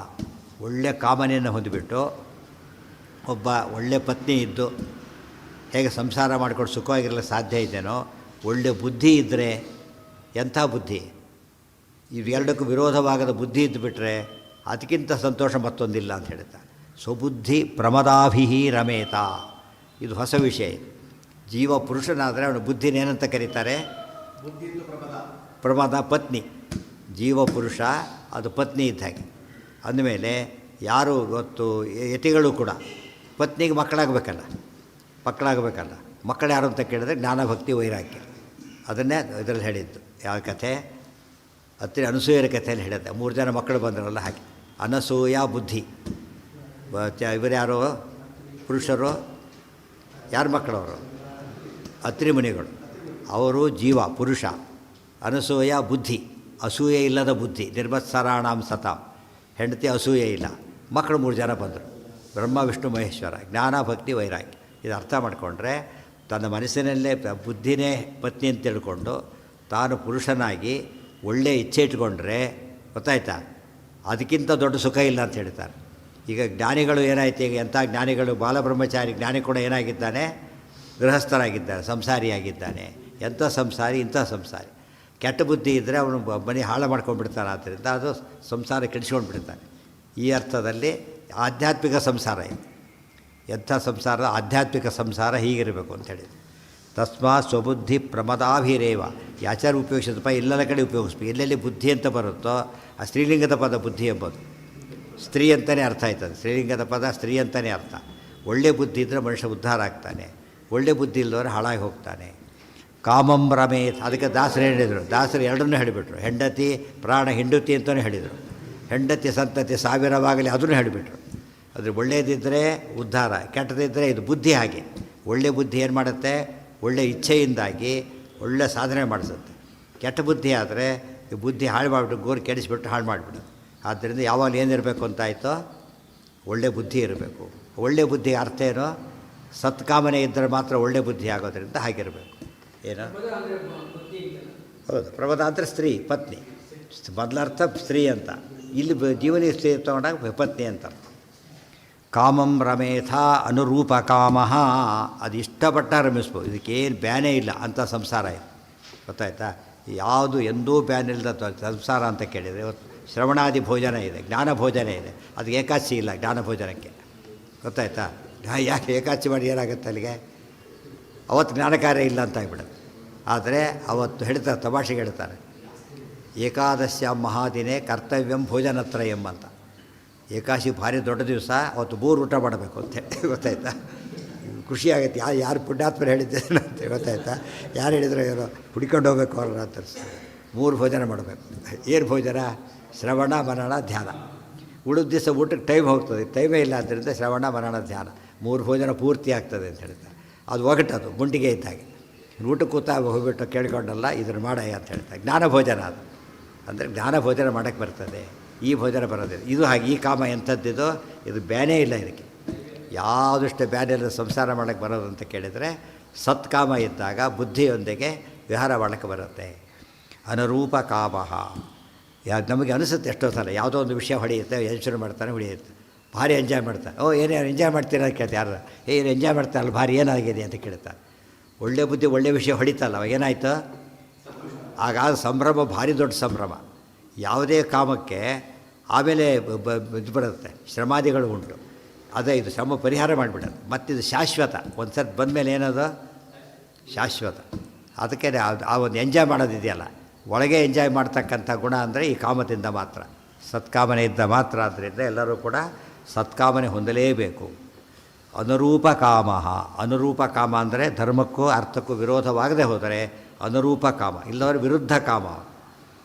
ರಾಜನ್ನ ಕಾಮಾದ್ ಅಪರಂ ಶುಭಂ ಹಿ ಪರೋಹಿ ಕಾಮೋ ಹರಿರೇವಯೇನ. ಅದಕ್ಕೇನೆ ರಾಜನ್ನ ಕಾಮಾದ್ ಅಪರಂ ಶುಭಂ. ಕಾಮಕ್ಕಿಂತ ದೊಡ್ಡ ಪುರುಷಾರ್ಥನೇ ಇಲ್ಲ. ಪರೋಹಿ ಕಾಮ ಹರಿರೇವಯೇನ. ದೇವರಿಗೆ ಕಾಮ ಅಂತ ಹೆಸರಿದೆ. ಎಲ್ಲಿದೆ? ಕಾಮ ಕಾಮಪ್ರದ ಪ್ರಭು. ದೇವರಿಗೆ ಕಾಮ ಅಂತ ಹೆಸರಿದೆ. ಅದರ ಅರ್ಥ ಏನೋ? ದೇವರಷ್ಟು ಬೇಕನ್ನಿಸೋನು ಯಾರೂ ಇಲ್ಲ ಅಂತ ಅರ್ಥ. ಎಲ್ಲದೂ ಬೇಕನ್ನಿಸ್ಬೋದು, ಆದರೆ ದೇವರು ಎಷ್ಟು ಬೇಕು ಅನ್ನಿಸ್ತಾನೆ? ಎಲ್ಲರಿಗಿಂತ ಬೇಕು ಅನ್ನಿಸ್ತಾನೆ. ಅದಕ್ಕೇನೆ ಕಾಮ ಅಂತಲೇ ದೇವರಿಗೆ ಹೆಸರು. ಈ ನೋಡಿ ಭೀಮಸೇನ ಹೇಳಿದ್ದು ಎಷ್ಟು ಕಡೆ ಅನುಕೂಲ ಆಯ್ತು. ಗೀತೆ ಟ್ಯಾಲಿ ಆಯ್ತು, ವಿಷ್ಣು ಸಹಸ್ರನಾಮ, ಗೀತಾ ವಿಷ್ಣು ಸಹಸ್ರನಾಮ. ಎರಡರಲ್ಲೂ ಕಾಮ ಅಂತ ಯಾವುದಕ್ಕೆ ಬಂತೀಗ? ಅಲ್ಲಿ ಸತ್ಕಾಮ ಅಂತ ಅಲ್ಲಿ ಬಂತು, ದೇವರು ಅಂತ ಇಲ್ಲಿ ಬಂತು. ಅದ್ಮೇಲೆ ಸ್ಪಷ್ಟ ಆಯಿತು. ಇದರಿಂದ ಯಾವ ಕಾಲಕ್ಕೂ ಒಳ್ಳೆಯ ಇಚ್ಛೆ ಇರಲೇಬೇಕು. ಅದೆಲ್ಲದಕ್ಕೂ ಸಾಧನೆಗೆ ಮೂಲನೇ ಅದು. ಆದ್ದರಿಂದ ಅದು ತಪ್ಪಲ್ಲ. ಅದೆಲ್ಲ ಅದೆಲ್ಲ ಕಾಮನೆ, ಅದು ಕಾಮನೆ. ಅದು ಅದಕ್ಕೇನು ಮಾಡಿಬಿಟ್ರು ಅವರು? ತನ್ನನೇ ಕೊಟ್ಟ. ಗೊತ್ತಾಯ್ತಾ? ಕೊಟ್ಟೇ ಬಿಡ್ತಾನೆ, ಪರ್ವ ಅನುಗ್ರಹ ಮಾಡ್ತಾನೆ. ಅಂಥ ಕಾಮನೆ ಯಾವಾಗಲೂ ಇರಬೇಕು. ರಾಜನ್ನ ಕಾಮಾದ್ ಅಪರಂ ಶುಭಂ ಹಿ ಪರೋಹಿ ಕಾಮೋ ಹರಿರೇವಯೇನ. ಪ್ರಾಜ್ಞ ಸುಹೃಚ್ಚಂದನ ಸಾರಲಿಪ್. ಎಲ್ಲ ಎಲ್ಲ ಮಹಾಭಾರತ ಶ್ಲೋಕಗಳು ಹಾಗಾಗಿ ಹಾಕಿದ್ದಾರೆ ಆಚಾರ್ಯರು. ಹೇಳ್ತಾರಲ್ಲಿ, ರಾಜನ್ನ ಕಾಮಾದ್ ಅಪರಂ ಶುಭಂ ಹಿ ಪರೋಹಿ ಕಾಮೋ ಹರಿರೇವಯೇನ. ಪ್ರಾಜ್ಞ ಸುಹೃಚ್ಚಂದನ ಸಾರಲಿಪ್ತ ವಿಚಿತ್ರ ಮಾಲ್ಯಾಭರಣೈರುಪೇತ ಇದಂ ವಚೋ ವ್ಯಾಸ ಸಮಾಸಯುಕ್ತಂ ಸಂಪ್ರೋಚ್ಯ ಭೀಮೋ ವಿರರಾಮವೀರ. ಪ್ರಾಜ್ಞ ಸುಹೃಚ್ಚಂದನ ಸಾರಲಿಪ್ತ ವಿಚಿತ್ರ ಮಾಲ್ಯಾಭರಣೈರುಪೇತ ಇದಂ. ಅದು ಹಿಂದಕ್ಕೆ ಹೋಗ್ಬೇಕಿದ್ರೆ ಅದಕ್ಕೇ ಪ್ರಾಜ್ಞನಾಗಿರಬೇಕು. ಸುಹೃಚ್ಚಂದನ ಒಳ್ಳೆಯ ರೀತಿಯಲ್ಲಿ ಒಳ್ಳೆ ಮನಸ್ಸಿದ್ದು ಚಂದನ ಸಾರ ಬೇಕಾಷ್ಟು ಶ್ರೀಗಂಧ ಹಚ್ಕೋ, ಮನಸ್ಸಿಗೆ ಅಲಂಕಾರ ಮಾಡಿಕೋ. ಆಮೇಲೆ ವಿಚಿತ್ರ ಮಾಲ್ಯಾಭರಣೈರುಪೇತ, ಚಿತ್ರ ಮಾಲೆ ಹಾಕೋ, ಏನೂ ತಪ್ಪಲ್ಲ. ದೇವ್ರ ನಿರ್ಮಾಲ್ಯ ಆಗಿರಬೇಕು, ಅದಕ್ಕೆ ಕಾಮನೆ ಮಾಡಿ, ಏನೂ ತಪ್ಪಲ್ಲ. ಯಾರೋ ತನಕ ಹಾರ ಕೊಟ್ಟರು, ಅವ್ರು ದೇವ್ರಿಗೆ ಹಾಕಿಲ್ಲ, ಬೇಡ. ತೆಗಿ. ಒಳ್ಳೆ ತಿನ್ನಕ್ಕೆ ಕೊಟ್ಟರು, ದೇವ್ರ ನೈವೇದ್ಯ ಆಗಿಲ್ಲ, ಬೇಡ. ಆಗಿದೆ, ಕೊಡು. ಅದು ಎಷ್ಟು ಡಿಫರೆನ್ಸ್ ಅಷ್ಟರಲ್ಲೇ ಬಂದೋಯ್ತು. ದೇವರ ಆರಾಧನೆ ಕಾನ್ಸೆಪ್ಟ್ ಇದ್ದಾಗ ಏನಾಯ್ತು? ಅದು ಗ್ರಾಹ್ಯ ಆಯಿತು. ಇಲ್ಲದವರ ಗ್ರಾಹ್ಯ ಆಗಲಿಲ್ಲ. ಈ ಥರ ಯೋಚನೆ ಮಾಡ್ತಾ ಹೋದರೆ ಭಾರಿ ಅಟ್ರಾಕ್ಟಿವ್ ಆಗಿ ಭಾರಿ ಚೆನ್ನಾಗಿದೆ. ನೀವ್ಯಾಕೆ ಹಾಕ್ಕೊಳ್ಬಾರ್ದು, ದೇವರಿಗಿದೆ, ನಮಗಲ್ಲ. ದೇವರಿಗೆ ಹಾಕ್ಕೊಂಡ್ರೆ ಮುಂದಿನ ಪ್ರಶ್ನೆ ಬರೋದು. ಹಾಕ್ಕೊಂಡ್ರೆ ಮಹಾಪಾಪ ಅದು. ಆ ಹಕ್ಕಿಲ್ಲ. ಅಗ್ರಪೂಜೆ ಮೊದಲು ಯಾರಿಗೆ ಹಾಕ್ಬೇಕದನ್ನು? ದೇವರಿಗೆ. ಮನೆ ಹೊಸ ಬಟ್ಟೆ ತಂದು ಈಗೆಲ್ಲ ಬಿಟ್ಬಿಟ್ಟಿದ್ದಾರೆ ಜನ. ದೇವ್ರ ಮುಂದೆ ಇಟ್ಟೆ ಮುಂದಿನ ಕೆಲಸ. ದೇವ್ರು ಪ್ಯಾಂಟ್ ಹಾಕೋತಾನೆ ಅಂತ ಕೇಳಬಾರ್ದು. ದೇವ್ರು ಕೋಟ್ ಹಾಕೋತಾನೆ ಇಲ್ಲ. ನಾವು ಅನುಗ್ರಹ ಮಾಡಿ ಕೊಡೋದು, ಮುಟ್ಟಿ ಕೊಟ್ಟರೆ ಮುಗೀತು ಅಷ್ಟೇ. ನಮಗೆ ಬೇಕಾಗಿರೋ ದೇವ್ರಿಗೆ ಕೊಟ್ಟು ಸ್ವೀಕಾರ. ದೇವ್ರು ಹೇಗೆ ತೊಗೋಬೇಕೋ ತೊಗೋದು. ದೇವರು ತೊಗೊಳ್ಳೋ ಕ್ರಮ ಇದ್ದೇ ಇದೆ. ನಾವು ಕೊಟ್ಟಿದ್ದರೆ ದೇವ್ರು ತೊಗೋಬೇಕಾಗಿಲ್ಲ, ಆತನ ಕ್ರಮದಲ್ಲಿ ತೊಗೋತಾನಂತ. ಉಪೇತಃ ಪ್ರಾಜ್ಞ ಸುಹೃಚ್ಚಂದನ ಸಾರಲಿಪ್ತಃ ವಿಚಿತ್ರ ಮಾಲ್ಯಾಭರಣೈರುಪೇತಃ ಇದಂ ವಚೋ. ಇಷ್ಟೆಲ್ಲ ಭೀಮಸೇನ ಹೇಳಿ ಇದಂ ವಚೋ ವ್ಯಾಸ ಸಮಾಸಯುಕ್ತಂ. ವ್ಯಾಸ ಸಮಾಸಯುಕ್ತಂ. ವ್ಯಾಸ ಅಂದರೆ ವಿಸ್ತಾರ, ಸಮಾಸ ಅಂದರೆ ಸಂಕ್ಷೇಪ. ಈ ಪದ ಎಲ್ಲಿ ಬಂದಿದೆ? ಎಲ್ಲಿ ಬಂದಿದೆ? ತತ್ವಸಂಖ್ಯಾನ ಕೊನೆಗೆ ಗೊತ್ತಾ? ವ್ಯಾಸ ಎಷ್ಟು ಕೂಡ ಏನು ಮಾಡ್ತಾನೆ? ದೇವರೇ ವಿಷ್ಣುನಾಶ ಸಮಸ್ತಸ್ಯ ಸಮಾಸ ವ್ಯಾಸಯೋಗತಃ. ಕೊನೆಯ ಮಾತು ಇದಿಷ್ಟು ಕೂಡ ಪರಮಾತ್ಮ ಕೆಲವು ಸ್ವಲ್ಪ ಮಾಡ್ತಾಗ ಹೆಚ್ಚು ಮಾಡ್ತಾನೆ. ಅಂತೂ ಸಮಾಸ ಯೋಗ ವ್ಯಾಸಯೋಗ ಅಷ್ಟು ಹೇಳಿದ್ದಾರೆ. ಇಲ್ಲಿ ಕೂಡ ಇಷ್ಟು ಭೀಮಸೇನ ಮಾತು ಹೇಗಿತ್ತು ಅಂದರೆ ವ್ಯಾಸ ಕೆಲವನ್ನ ಸಂಕ್ಷಿಪ್ತವಾಗಿ ಹೇಳಿದ, ವಿಸ್ತಾರವಾಗಿ ಹೇಳಿತ್ತು. ತಾನೇ ತನ್ನ ಮಾತು ಸಂಕ್ಷೇಪ ಮೊದಲು ಹೇಳಿ ಅಣುಭಾಷ್ಯ ಸಮಾಸ, ಬ್ರಹ್ಮಸೂತ್ರ ಭಾಷ್ಯ ಅದು ವ್ಯಾಸ ಭಾಷ್ಯ ಅಂದರೆ ಆ ಅರ್ಥದಲ್ಲಿ ವಿಸ್ತಾರ ಭಾಷ್ಯ, ಅದು ಸಮಾಸ ಭಾಷ್ಯ, ಸಂಗ್ರಹ ಭಾಷ್ಯ ಅಂತ ಅರ್ಥ. ಭೀಮು ಅದಕ್ಕೆ ಸಮಾಸ ಅನ್ನೋ ಪದ ಬಂದಿದ್ದೇ ಅದಕ್ಕೆ. ಸಮಾಸ ಯಾತಕ್ಕೆ ಸಮಾಸ ಅಂತ ಕರೀತಾರೆ? ದೊಡ್ಡದು ಚಿಕ್ಕದಾಗಿ ಬಿಡುತ್ತೆ. ರಾಜ್ಞ ಪುರುಷ ರಾಜಪುರುಷ ಏನಾಯ್ತು? ವಿಸರ್ಗ ಹೋಯಿತು, ಚಿಕ್ಕದಾಯಿತು. ಬಿಡಿಸ್ಬೇಕು. ರಾಜ್ಞ ಪುರುಷ ಬಿಡಿಸ್ದ, ವಿಸ್ತಾರ. ಅದು ವ್ಯಾಸ, ಇದು ಸಮಾಸ. ಗೊತ್ತಾಯ್ತಾ? ಇದು ಚಿತ್ರಗುಹು ಎಷ್ಟು ಚಿಕ್ಕದಾಗಿದೆ ಪದ. ಬಿಡಿಸಿಬಿಟ್ರೆ ಚಿತ್ರಾಹ ಗಾವಹ ಯಶಸ ಚಿತ್ರಗುಹು. ಅದು ಚಿತ್ರ ಅದು ಓಲ್ಡ್ ಇಟ್ಕೊಂಡವನು ಯಶಸ ಎಲ್ಲ ಹೋಯ್ತು ಅದರೊಳಗೆ. ಅದು ವಿಗ್ರಹ ಯಾವಾಗ ದೊಡ್ಡದಿರುತ್ತೆ, ಸಮಾಸ ಚಿಕ್ಕದಿರುತ್ತೆ. ಅದಕ್ಕೆ ಸಮಾಸ ವ್ಯಾಸಯೋಗತಃ. ಸಮಾಸವಾಗಿ ಹೇಳೋ ಶಬ್ದಕ್ಕೆ ಅದೇನೇ ಅರ್ಥ. ಶುದ್ಧ ಆನಂದೋರು ಸಂವಿದ್ಯುತಿ ಬಲಬಹುಳೋದಾರ್ಯ ವೀದೆ ಆರ್ಯ ದೇಹಂ ಸಮಾಸ. ಚಿಂತಾ ಸಂತಾಪ ಲೇಪೋದ್ಭವ ಪ್ರತಿಘರಾಶೇಷ ದೋಷಾತಿ ದೂರ ಮತ್ತೆ ಸಮಾಸ. ಬಿಡಿಸಿದಾಗ ದೊಡ್ಡದಾಗಿ ಬಂದುಬಿಡುತ್ತೆ. ಅರ್ಥ ಆಯ್ತಾ? ಕೆಲವೊಮ್ಮೆ ವಿಸ್ತಾರ ಮಾಡಿದರೆ ಸ್ವಾರಸ್ಯ ಇರುತ್ತೆ, ಕೆಲವೊಮ್ಮೆ ಸಂಕ್ಷೇಪ ಮಾಡಿ ಚೆನ್ನಾಗಿರುತ್ತೆ. ಆಚಾರ್ಯ ಬಿಡಿಸಿ ನಾರಾಯಣಂ ಗುಣೈ ಸರ್ವೈರುದೀರ್ಣಂ ದೋಷವರ್ಜಿತಂ ಗುಣೈಸ್ತೈರ್ವೈರು ಗುಣಪೂರ್ಣಂ ಎಕ್ಸ್ಪ್ಯಾನ್ಷನ್ ಅದು ದೋಷವರ್ಜಿತಂ. ಹೀಗೆ ಸಮಾಸ ವ್ಯಾಸ ಅಂಬದು ಸರಿಯಾಗಿ ತಿಳ್ಕೊಂಡಿರ್ಬೇಕು. ಇದಂ ವಚೋ ವ್ಯಾಸ ಸಮಾಸಯುಕ್ತಂ ಸಂಪ್ರೋಚ್ಯ ಭೀಮೋ ವಿರರಾಮ ವೀರಃ. ಇಂಥ ಭೀಮಸೇನ ವಿರರಾಮ ಅಲ್ಲಿ ಸುಮ್ಮನಾಗಿದ್ದು. ಇಷ್ಟೆಲ್ಲ ಹೇಳಿಬಿಟ್ಟು ಸುಮ್ಮನಾಗಿದ್ದು. ಆಗ ಧರ್ಮರಾಜ ಏನು ಮಾಡ್ದ? ಪ್ರಶಸ್ಯ ಭೀಮಂ ಅನ್ಯಾಂಶ್ಚ ರಾಜ ಮೋಕ್ಷಮಥಾಸ್ತುವನ್ ಸ್ವಯುಕ್ತೇರಪ್ರತೀಪತ್ವಾತ್ ನಿರಾಚಕ್ರೇನ ಮಾರುತಿ. ಪ್ರಶಸ್ಯ ಭೀಮಂ ಅನ್ಯಾಂಶ್ಚ. ಧರ್ಮರಾಜ ಭಾರಿ ಹೊಗಳಿದೆ ಎಲ್ಲರನ್ನೂ ಕೂಡ. ಎಲ್ಲ ಸರಿಯಾಗಿ ಹೇಳಿದ್ದೀರಿ ಅಂತಲೇ ಹೇಳಿದ. ಎಲ್ಲ ಸರಿಯಾಗಿ ನಿಮ್ಮ ದೃಷ್ಟಿಯಲ್ಲಿ, ಒಟ್ಟು ಎಲ್ಲರ ದೃಷ್ಟಿಯಲ್ಲೂ ಏನು ವಿರೋಧ ಇಲ್ಲ. ಕಾಮ ಕೆಟ್ಟ ಕಾಮ ಕಡೆ ಕೆಟ್ಟದೊಂದು ಎಲ್ಲರಿಗೂ ಸರಿಯೇ. ಒಳ್ಳೆಯ ಕಾಮದ ಬಗ್ಗೆ ಬಿಟ್ಟು ಹೇಳಲಿಲ್ಲ ಅವರು. ಒಳ್ಳೆಯ ಕಾಮದ ಬಗ್ಗೆ ಭೀಮಸೇನ ಹೇಳಿದ್ದಾರೆ, ಸರಿ ಹೋಯಿತು. ಕೆಟ್ಟ ಕಾಮನ ಅವರು ಬೈದರು, ಒಳ್ಳೆಯ ಭೀಮಸೇನ ಹೊಗಳಿದ, ಸರಿ ಹೋಯಿತು. ಅದೇ ರೀತಿಯೇ ಧರ್ಮ ಒಂದು ಸ್ಟೇಜಲ್ಲಿ ಸರಿ, ಅದು ಸರಿಯೇ. ಅರ್ಥ ದೈವ ಸಂಪತ್ತು ಸರಿಯೇ. ತಮ್ಮ ಅರ್ಥ ಸರಿ ಅಂದೇ ವಿಷಯ ಎಲ್ಲರೂ ಒಂದೇ ಆಗಿದೆ, ಹೇಳೋ ಕ್ರಮ ಬೇರೆ ಆಗಿದೆ. ಆದರೆ ಭೀಮಸೇನ ಹೇಳಿದ್ದು ಭಾರಿ ಸ್ಪಷ್ಟವಾಗಿ ಎಲ್ಲರಿಗೂ ಕೂಡ ಏನಾಯಿತು? ಮನಸ್ಸಿಗೆ ಈ ಕಾಮದ ಮಹತ್ವ ಸರಿಯಾಗಿ ಅರ್ಥ ಆಯಿತು. ಎಲ್ಲಿ ಕಾಮ ಹೊಗಳಿದ್ದಾರೆ, ಕಾಮನ ಬರೀ ಬೈದುಬಿಟ್ಟಿದ್ರೆ ಸಮಸ್ಯೆ ಬರ್ತಿದ್ದಿಲ್ಲ. ಹೊಗಳಿದ ಕಾಮ ಬೇರೆ ಇದೆ ಜೊತೆಗೆ. ಅವಿರುದ್ಧ ಕಾಮೋಸ್ಮಿ ಅಂತ ಭಗವಂತ ಹೊರಡ್ಬಿಟ್ಟಿದ್ದಾನೆ, ಬಂದಿದೆ. ಭೀಮಸೇನ ಕೂಡಿಸ್ದಾಗ ಭೀಮಸೇನ ಮಾತು ಏನಾಯ್ತು? ವಿರೋಧ ಪರಿಹಾರ ಮಾಡುತ್ತೆ. ಈಗ ಯಾವ ಶಾಸ್ತ್ರದಲ್ಲಿ ಬಂತಾರೆ ವಾಕ್ಯಗಳನ್ನ ಪರಿಹಾರ ಮಾಡಿದ. ಇಚ್ಛೆ ಇರಬೇಕು, ಇಚ್ಛೆ ಇರಬಾರ್ದು. ಹೇಗಿದು?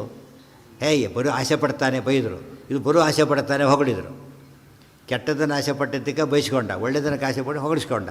ಆ ಕ್ಲಾರಿಫಿಕೇಷನ್ ಬಂದಾಗಾಯ್ತು ಇದರಿಂದ. ಸೊ ಭೀಮನ ಮಾತು ಅನೇಕ ಹೊಸ ಬೆಳಕನ್ನು ಚೆಲ್ಲಿದ್ದರಿಂದ ವಿಶೇಷವಾಗಿ ಹೊಡೆದ ಭೀಮಸೇನದವ್ರನ್ನ. ಪ್ರಶಸ್ಯ ಭೀಮಂ ಅನ್ಯಾಂಶ್ಚ. ಉಳಿದವ್ರನ್ನೂ ಹೊಗಳಿದ. ತಾನು ಹೇಳಿದ, ನನ್ನ ಒಪಿನಿಯನ್ ಹೇಳ್ತೀನಿ ಅಂತ ಧರ್ಮರಾಜ. ಇಷ್ಟು ಮಾಡಿ ಏನು ನಿನ್ನ ಒಪಿನಿಯನ್ ಅಂದರೆ ಮೋಕ್ಷ ಭಾರಿ ದೊಡ್ಡದು ಅಂತ. ಇವರಲ್ಲಿ ಯಾಕೆ ಹೇಳಲಿಲ್ಲ? ಅದೇನು ಮಾಡಿದ? ಮೋಕ್ಷ ಬಿಟ್ಟು ಅಂತ ಆ ಪೇಪರ್ ಇಟ್ಕೊಂಡ್ಬಿಟ್ಟಿದ್ದೀನಿ, ಹೇಳಬಾರ್ದು ನೀವು ಅಂತ ಹೇಳಿಬಿಟ್ಟು. ಅಂತ ಹೇಳಿದ ಮೇಲೆ ಮೂರರಲ್ಲಿ ಹೇಳಬೇಕಷ್ಟೇ, ಉತ್ತರ ಕೊಟ್ಟಿದ್ದ ಹಾಗೆ. ಆದ್ದರಿಂದ ಸ್ವಯುಕ್ತೇರಪ್ರತೀಪತ್ವಾತ್ ನಾಲ್ಕು ಸೇರಿದ ಏನು ಹೇಳ್ತಿದ್ರು ತಕ್ಷಣ? ಮೋಕ್ಷನೇ ಅಂತ ಹೇಳ್ಬೋದಾಗಿತ್ತು. ಅದಕ್ಕೆ ಆತ ಏನು ಮಾಡಿದ? ಮೋಕ್ಷ ವಿವಾದ ಇಲ್ಲ ಅಂತಲೇ ಆ ಕಡೆ ಇಟ್ಕೊಂಡು ಮೂರರಲ್ಲಿ ಹೇಳಿ ನಾನಂತ ಹೇಳ್ತೇನೆ ಮೋಕ್ಷ ಅಂತ ಹೇಳಿದ. ಸರಿಯೇ. ಧರ್ಮಾಚರಣೆ ಮಾಡಿದ, ಮೋಕ್ಷಕ್ಕೆ ಕಾರಣ ಆಯಿತು, ಸರಿಯೇ. ಕಾಮ ಈಗ ಹೇಳಿದಂತೆ ಆಯಿತು, ಸರಿಯೇ. ಅರ್ಥ ಸದ್ವಿನಿಮಯ ಸರಿ 3 ಎಲಿಗಂಡ ಅದು ಈಗ ಹೀಗ ಧರ್ಮದಿಂದ ಡೈರೆಕ್ಟ್ ಮೋಕ್ಷ, ಆಮೇಲೆ ಜ್ಞಾನದಿಂದ ಅರ್ಥದಿಂದ ಮೋಕ್ಷ, ಕಾಮದಿಂದ ಮೋಕ್ಷ, ಧರ್ಮದಿಂದ ಅರ್ಥ, ಅರ್ಧದಿಂದ ಕಾಮ, ಅದರಿಂದ ಮೋಕ್ಷ ಆಗ್ಬೋದು. ಧರ್ಮಾರ್ಥ ಕಾಮ ಪದದಲ್ಲೇ ಸರಿಯಾಗಿ ಓದ್ಕೊಂಡ್ರೆ ಲೋಯೆಸ್ಟ್ ಕಾಣುತ್ತದು ಧರ್ಮ ಅರ್ಥ ಕಾಮ. ಈ ಕಡೆ ತೋರೆ ಹೈಯೆಸ್ಟ್ ಕಾಣಿಸುತ್ತೆ. ಅಸೆಂಡಿಂಗ್ ಆರ್ಡರ್ ಡಿಸೆಂಡಿಂಗ್ ಆರ್ಡರ್ ಮಾಡ್ಕೊಂಡ್ಬಿಟ್ಟಾಗ ಅಸೆಂಡಿಂಗ್ ಆರ್ಡರ್ನಲ್ಲಿ ಏನದು ನಂಬರ್ 1, ಡಿಸೆಂಡಿಂಗ್ ಆರ್ಡರ್ನಲ್ಲಿ ಲೋಯೆಸ್ಟ್ ಆಗಿಬಿಡುತ್ತೆ. ಆ ದೃಷ್ಟಿಯಿಂದ ಯಾವ ಥರ ಹೇಳ್ತೀವಿ ಅನ್ನೋದು ಯೋಚನೆ ಮಾಡಬೇಕು. ಇದು ಭೀಮಸೇನ ಹೇಳಿದ ಮಾತು. ಇದೆಲ್ಲದಕ್ಕೆ ಅಪ್ಲೈ ಮಾಡ್ಕೊಂಡ್ಬಿಟ್ರೆ ಸಮನ್ವಯ ಹೇಗೆ ಮಾಡಬೇಕು ಅಂತಲೂ ಗೊತ್ತಾಗುತ್ತೆ. ಭೀಮಸೇನ ಏನು ಉತ್ತರ ಕೊಡಬೇಕಾಗಿತ್ತಾಗ? ಇಲ್ಲ ಮೋಕ್ಷಕ್ಕೂ ಪುರುಷಾರ್ಥ ಅಂತ ಹೆಸರು ಬರೋದು ಕಾಮ ಇದ್ದರೆ ವಾದಿಸ್ಬೋದಾಗಿತ್ತು. ವಾದಿಸಲಿಲ್ಲ. ಯಾಕೆಂದರೆ ಮೋಕ್ಷ ಶಬ್ದದಲ್ಲಿ ಅರ್ಥ ಸೇರ್ಕೊಂಡ್ಬಿಟ್ಟಿರೋದ್ರಿಂದ ಸಂಯುಕ್ತೇ ಅಪ್ರತೀಪತ್ವಾತ್ ತನ್ನ ಮಾತಿಗೆ ವಿರುದ್ಧವಾಗದೇ ಇದ್ದಿದ್ದರಿಂದ ಭೀಮಸೇನ ಏನು ಮಾಡಲಿಲ್ಲ? ನಿರಾಚಕ್ರೆ ನ ಮಾರುತಿ, ಮಾರುತಿ ನಾ ನಿರಾಚಕ್ರೆ ಅಲ್ಲಗಳಿಲಿಲ್ಲ. ಇದು ಭಾಳ ಇಂಪಾರ್ಟೆಂಟ್ ಪಾಯಿಂಟ್ ಇದು. ಭೀಮಸೇನ ವಾದನೆ ಮಾಡಬೇಕು ಅಂತ ಇದ್ದಿದ್ದರೆ ಮಾಡ್ಬೋದಾಗಿತ್ತು, ನೀನು ತಪ್ಪು ಹೇಳಿದ್ದೆ ಅಂತ ಹೇಳ್ಬೋದಾಗಿತ್ತು. ಹೇಳಲಿಲ್ಲ ಭೀಮಸೇನ. ಯಾಕೆ ಗೊತ್ತಾ? ತಾತ್ಪರ್ಯ ಎಲ್ಲರದು ಒಂದೇ. ತಾತ್ಪರ್ಯ ಒಂದೇ ಇದ್ದಾಗ ಏನು ಮಾಡಬಾರ್ದು? ವಾದ ಮಾಡಬಾರ್ದು. ನಮ್ಮಲ್ಲಿ ಪಾಂಡಿತ್ಯ ಶಬ್ದಕ್ಕೆ ಅರ್ಥ ಏನಾಗಿದೆ? ಈಗ ಗಲಾಟೆ ಮಾಡಿದರೆ ಪಂಡಿತ ಅಂತೇಳಿ, ಒಪ್ಕೊಂಡ್ರೆ ಅವನೇ ಪಂಡಿತ ಸುಮ್ಮನೆ ಹೋ ಅಂತ ಹೇಳ್ಬಿಡ್ತಾರೆ. ತಪ್ಪದು. ಒಪ್ಕೊಳ್ಳೋಕ್ಕೂ ಪಂಡಿತನಾಗಿರ್ಬೇಕು ಫಸ್ಟು. ಗೊತ್ತಾಯ್ತಾ? ಒಂದು ಯಾವುದಕ್ಕೆ ರಿಜೆಕ್ಟ್ ಮಾಡಲಿಕ್ಕೂ ಎಕ್ಸ್ಪರ್ಟ್ ಕಮಿಟಿ ಬೇಕು, ಅಕ್ಸೆಪ್ಟ್ ಮಾಡಲಿಕ್ಕೂ ಎಕ್ಸೆಪ್ಟ್ ಕಮಿಟಿ ಬೇಕು. ಅದು ಅರ್ಥ ಏನದಕ್ಕೆ? ಎಲ್ಲದಕ್ಕೆ ವಿರೋಧ ಮಾಡಿದರೆ ಪಂಡಿತ ಅಂತಲ್ಲ, ವಿರೋಧ ಮಾಡೋದಕ್ಕೆ ಮಾಡಲೇಬೇಕು, ಅದು ತಪ್ಪಲ್ಲ. ಸುಮ್ಮನೆ ಮಾಡಬಾರ್ದು. ನನಗೂ ಮಾತಾಡೋಕ್ಕೆ ಬರುತ್ತೆ ಅಂತ ಮಾಡಬಾರ್ದು. ಸುಮ್ಮನೆ ಯಾರಕ್ಕೆ ಸರಿಯಾಗಿ ಹೇಳಿದ್ದಾರೆ ಮುಗಿತಲ್ಲಿಗೆ ಹುಡಿ ಪಂಡಿತ ಅಂತಲೇ ಅರ್ಥ. ಆ ರೀತಿ ಹೇಳಿಕ್ಕೆ ಎಲ್ರಿಗೂ ಬರೋದಿಲ್ಲ. ಇಲ್ಲ ಗೊತ್ತಿಲ್ಲ ಅನ್ನಬೇಕು, ಇಲ್ಲ ತಪ್ಪು ಹೇಳಬೇಕು. ಸರಿಯಾಗಿ ಹೇಳಿದ್ದಾರೆ ಇದು ಅಪ್ರಿಷಿಯೇಟ್ ಮಾಡಿದರೆ ನಿಜವಾಗ್ಲೂ ಪಂಡಿತ ಅಂತಾಯ್ತು. ಅವನು ಸರಿಯಾಗಿ ಹೇಳಿದ್ರೆ ಏನು ಮಾಡ್ತಾನಾಗ? ಆಚಾರ್ಯ ಹೇಳಿದ್ರು ಪಂಡಿತ ಬರ್ತಾನೆ ನೋಡ್ರಿ ಕೇಳ್ರಿ ಅವ್ನು ಹೇಳ್ತಾನೆ ಅಂತ ಹೇಳಿದರು. ಹೇಳಿಲ್ಲ ಆಚಾರ್ಯ ಹೇಳಿದಾಗ ಒಪ್ಕೊಂಡ್ಬಿಟ್ರೆ ಅಷ್ಟೇ. ಇದು ಅರ್ಥ ಮಾಡಿಕೊಂಡ್ರೆ ನಿರಾಕರಣೆ ಮಾಡಲಿಕ್ಕೂ ಪಾಂಡಿತ್ಯ ಬೇಕು, ಸಂಶಯ ಇಲ್ಲ. ಒಪ್ಪಲಕ್ಕೂ ಪಾಂಡಿತ್ಯ ಬೇಕು. ಇವತ್ತಾಗಿರೋದು ಏನಂದರೆ ನಿರಾಕರಣೆ ಮಾಡಿದ್ರೇ ಪಾಂಡಿತ್ಯ ಅಂತಾಗಿದ್ದು ತಪ್ಪದು. ಎಕ್ಸೆಪ್ಷನ್ಸ್ ಎಲ್ಲ ಕಡೆ ಇರ್ತಾರೆ, ಆ ವಿಚಾರ ಬೇರೆ. ದೊಡ್ಡ ದೊಡ್ಡ ಪಂಡಿತರಾಗಿರ್ತಾರೆ, ಯಾವುದೋ ಸರಿ ಮುಗಿದೋಯ್ತಾರೆ. ಮತ್ತು ಉಳಿದವ್ರು ಯಾರೂ ಮಾತಾಡಬಾರ್ದು. ಕೋರ್ಟ್ ಹಾಗೆ, ಕೋರ್ಟ್ ಡಿಸ್ಮಿಸ್ ಮಾಡಲಿಕ್ಕೂ ಕೋರ್ಟ್ ಬೇಕು, ಅಕ್ಸೆಪ್ಟ್ ಮಾಡಲಿಕ್ಕೂ ಕೋರ್ಟ್ ಬೇಕು. ಕೋರ್ಟ್ ರಿಜೆಕ್ಟ್ ಮಾಡಿದರೆ ಅಲ್ಲೇ ಕತೆ ಮುಗೀತು. ಆ ಎರಡನ್ನೂ ನೋಡಬೇಕಾಗ್ತದೆ. ಯಾವುದನ್ನು ಹೇಳಿಬಿಟ್ರಲ್ಲಿ ಹೇಳಿಲ್ಲ. ಈಗ ಕಾಮದಲ್ಲಿ ಮಧ್ಯ ತಗೊಂಡಾಗ ಅರ್ಥ ಎರಡು ಕರ್ಕೊಳ್ಳೋದ್ರೆ ಮಧ್ಯ. ಸೊ ಬರೀ ಉಳಿದವರು ಅಂತ ಹೇಳಿ ಉತ್ತರ ಕೊಟ್ಟು ಅಂಬೆಗೆ ಸೂತ್ರ ಕೊಡಲಿಲ್ಲ. ಏನಂತ ಕೊಟ್ಟರೆ ಈಗ ಅರ್ಥ ಕಾಮದ ಧರ್ಮಕ್ಕೆ ಕಾಮಕ್ಕೆ ಅನುಕೂಲ ಆಗಿರಬೇಕು, ಅರ್ಥ ಕಾಮಕ್ಕೆ ಅನುಕೂಲವಾದ ಸರಿ ಅಂತ ಹೇಳಿದ್ರಿಂದ ಧರ್ಮ ಅರ್ಥ ಎರಡರ ಧರ್ಮಕ್ಕೆ ಅನುಕೂಲ ಆದರೆ ಭಾರಿ ಶ್ರೇಷ್ಠ. ಅರ್ಥಕ್ಕಾದರೆ ದೈವಿ ಅರ್ಥ ಆದರೆ ಅದು ಶ್ರೇಷ್ಠ. ದೈವಿ ಅರ್ಥ ಆದರೆ ದೈವಿ ಧರ್ಮದಲ್ಲೂ ಎರಡು ಧರ್ಮ, ಲೌಕಿಕ ಧರ್ಮ ಬೇರೆ, ಅಧ್ಯಾತ್ಮ ಧರ್ಮ ಬೇರೆ. ರೂಲ್ಸ್ ಅಂತ ಹೇಳ್ತೀವಲ್ಲ, ಟ್ರಾಫಿಕ್ ರೂಲ್ಸ್ ಬೇರೆ, ಲೈಫ್ ರೂಲ್ಸ್ ಬೇರೆ, ಆ ಥರ ಇದೆ. ಸೊ ಎಲ್ಲ ಸೇರ್ಕೊಂಡೋಯ್ತು. ಕಾಮದಲ್ಲಿ 3 ಭಾಗ ಮಾಡಿದ್ದರಿಂದ ಉಳಿದ ಜವಾಬ್ದಾರಿ ಈಗ ಧರ್ಮ ಅರ್ಥಗಳು ರಿಲೇಟಿವ್ ಇಂಪಾರ್ಟೆನ್ಸ್ ಬರುತ್ತೆ, ಮೇನ್ ಬರೋದಿಲ್ಲ ಅಂತ ಅರ್ಥ. ಕೆಲವೊಮ್ಮೆ ಧರ್ಮ ಜಾಸ್ತಿ ಆಗ್ಬೋದು, ಕೆಲವೊಮ್ಮೆ ಅರ್ಥ ಜಾಸ್ತಿ ಆಗ್ಬೋದು, ಬಟ್ ಕಾಮ ಚೇಂಜ್ ಆಗೋದಿಲ್ಲ. ಕಾಮ ಫೌಂಡೇಶನ್ ಅದು ಸರಿ ಇದೆ ಅಂತ ಹೇಳ್ತಾರೆ. ಸೊ ಬಿಡಲಿಲ್ಲ, ಯಾವುದನ್ನು ಬಿಡಲಿಲ್ಲ. ಅರ್ಥ ಕಾಮ ಬಂತಲ್ಲ ಅದ್ರ ಧರ್ಮ ಅರ್ಥ ಕಾಮ 3 ಸೇರಿಸಿ ಆಯಿತು. ಇಷ್ಟಾಗ ಭೀಮಸೇನ ಧರ್ಮ ಹಾಗೆ ಹೇಳಿದ್ರೆ ಭೀಮಸೇನ ನಿರಾಕರಣೆ ಮಾಡಲಿಲ್ಲ. ಇದು ಶ್ರೀಮದ್ ಆನಂದ ತೀರ್ಥ ಭಗವತ್ಪಾದಾಚಾರ್ಯ ವಿರಚಿತೆ ಈ ಮಹಾಭಾರತ ತಾತ್ಪರ್ಯ ನಿರ್ಣಯೇ ಧರ್ಮರಾಜ ಸಂದೇಹ ನಿವೃತ್ತಿ ಕಥನಂ ನಾಮ ಏಕೋನತ್ರಿಂಶೋಧ್ಯಾಯ. ಅಲ್ಲಿಗೆ ಎಷ್ಟು ಮುಗೀತು? 29 ಮುಗೀತು. ಇದು ನೋಡೋದಕ್ಕೆ ಭಾರಿ ಸಣ್ಣದು. 63 ಶ್ಲೋಕ, ದಿವಸಕ್ಕೆ 63 ಶ್ಲೋಕ ಆಗಿದೆ ಅಲ್ಲ. ಒಂದು ದಿವಸದಲ್ಲಿ ಮುಗಿಬೇಕಾಗಿತ್ತು ಆ ಲೆಕ್ಕದಲ್ಲಿ. ಸರಿಯಾಗಿ ಹೇಳಿದ್ದೆ. ಯಾವುದ ಶುರುವಾಗಿ ನೋಡಿದ್ರಾ? ಸರಿ ಮಧ್ಯೆ ಹೋಗ್ಬಿಡ್ತಾರೆ 1 ವರ್ಷ ಹೆಚ್ಚು ಕಡಿಮೆ. ಸೊ 2 ವರ್ಷದ ಲೆಕ್ಕ. ಏಕೋನತ್ರಿಂಶೋ ಅಧ್ಯಾಯ. ನಾಳೆ ದಿವಸ 30ನೇ ಅಧ್ಯಾಯ. ಅದು ದೊಡ್ಡ ಅಶ್ವಮೇಧ ಯಾಗದ ಪರ್ವ, ಅದು ದೊಡ್ಡ ಪರ್ವ. ಅಥ ಕೃಷ್ಣ ಮನುಸ್ಮೃತ್ಯ ಭೀಮೇ ಸ್ವಾಮಸುತಾಂಗತೆ ಕೃತ್ವಾ ಕಾರ್ಯಾಣಿ ಸರ್ವಾಣಿ ಗಂಗಾಮಾಶ್ವಾಸ್ಯ ದುಃಖಿತ.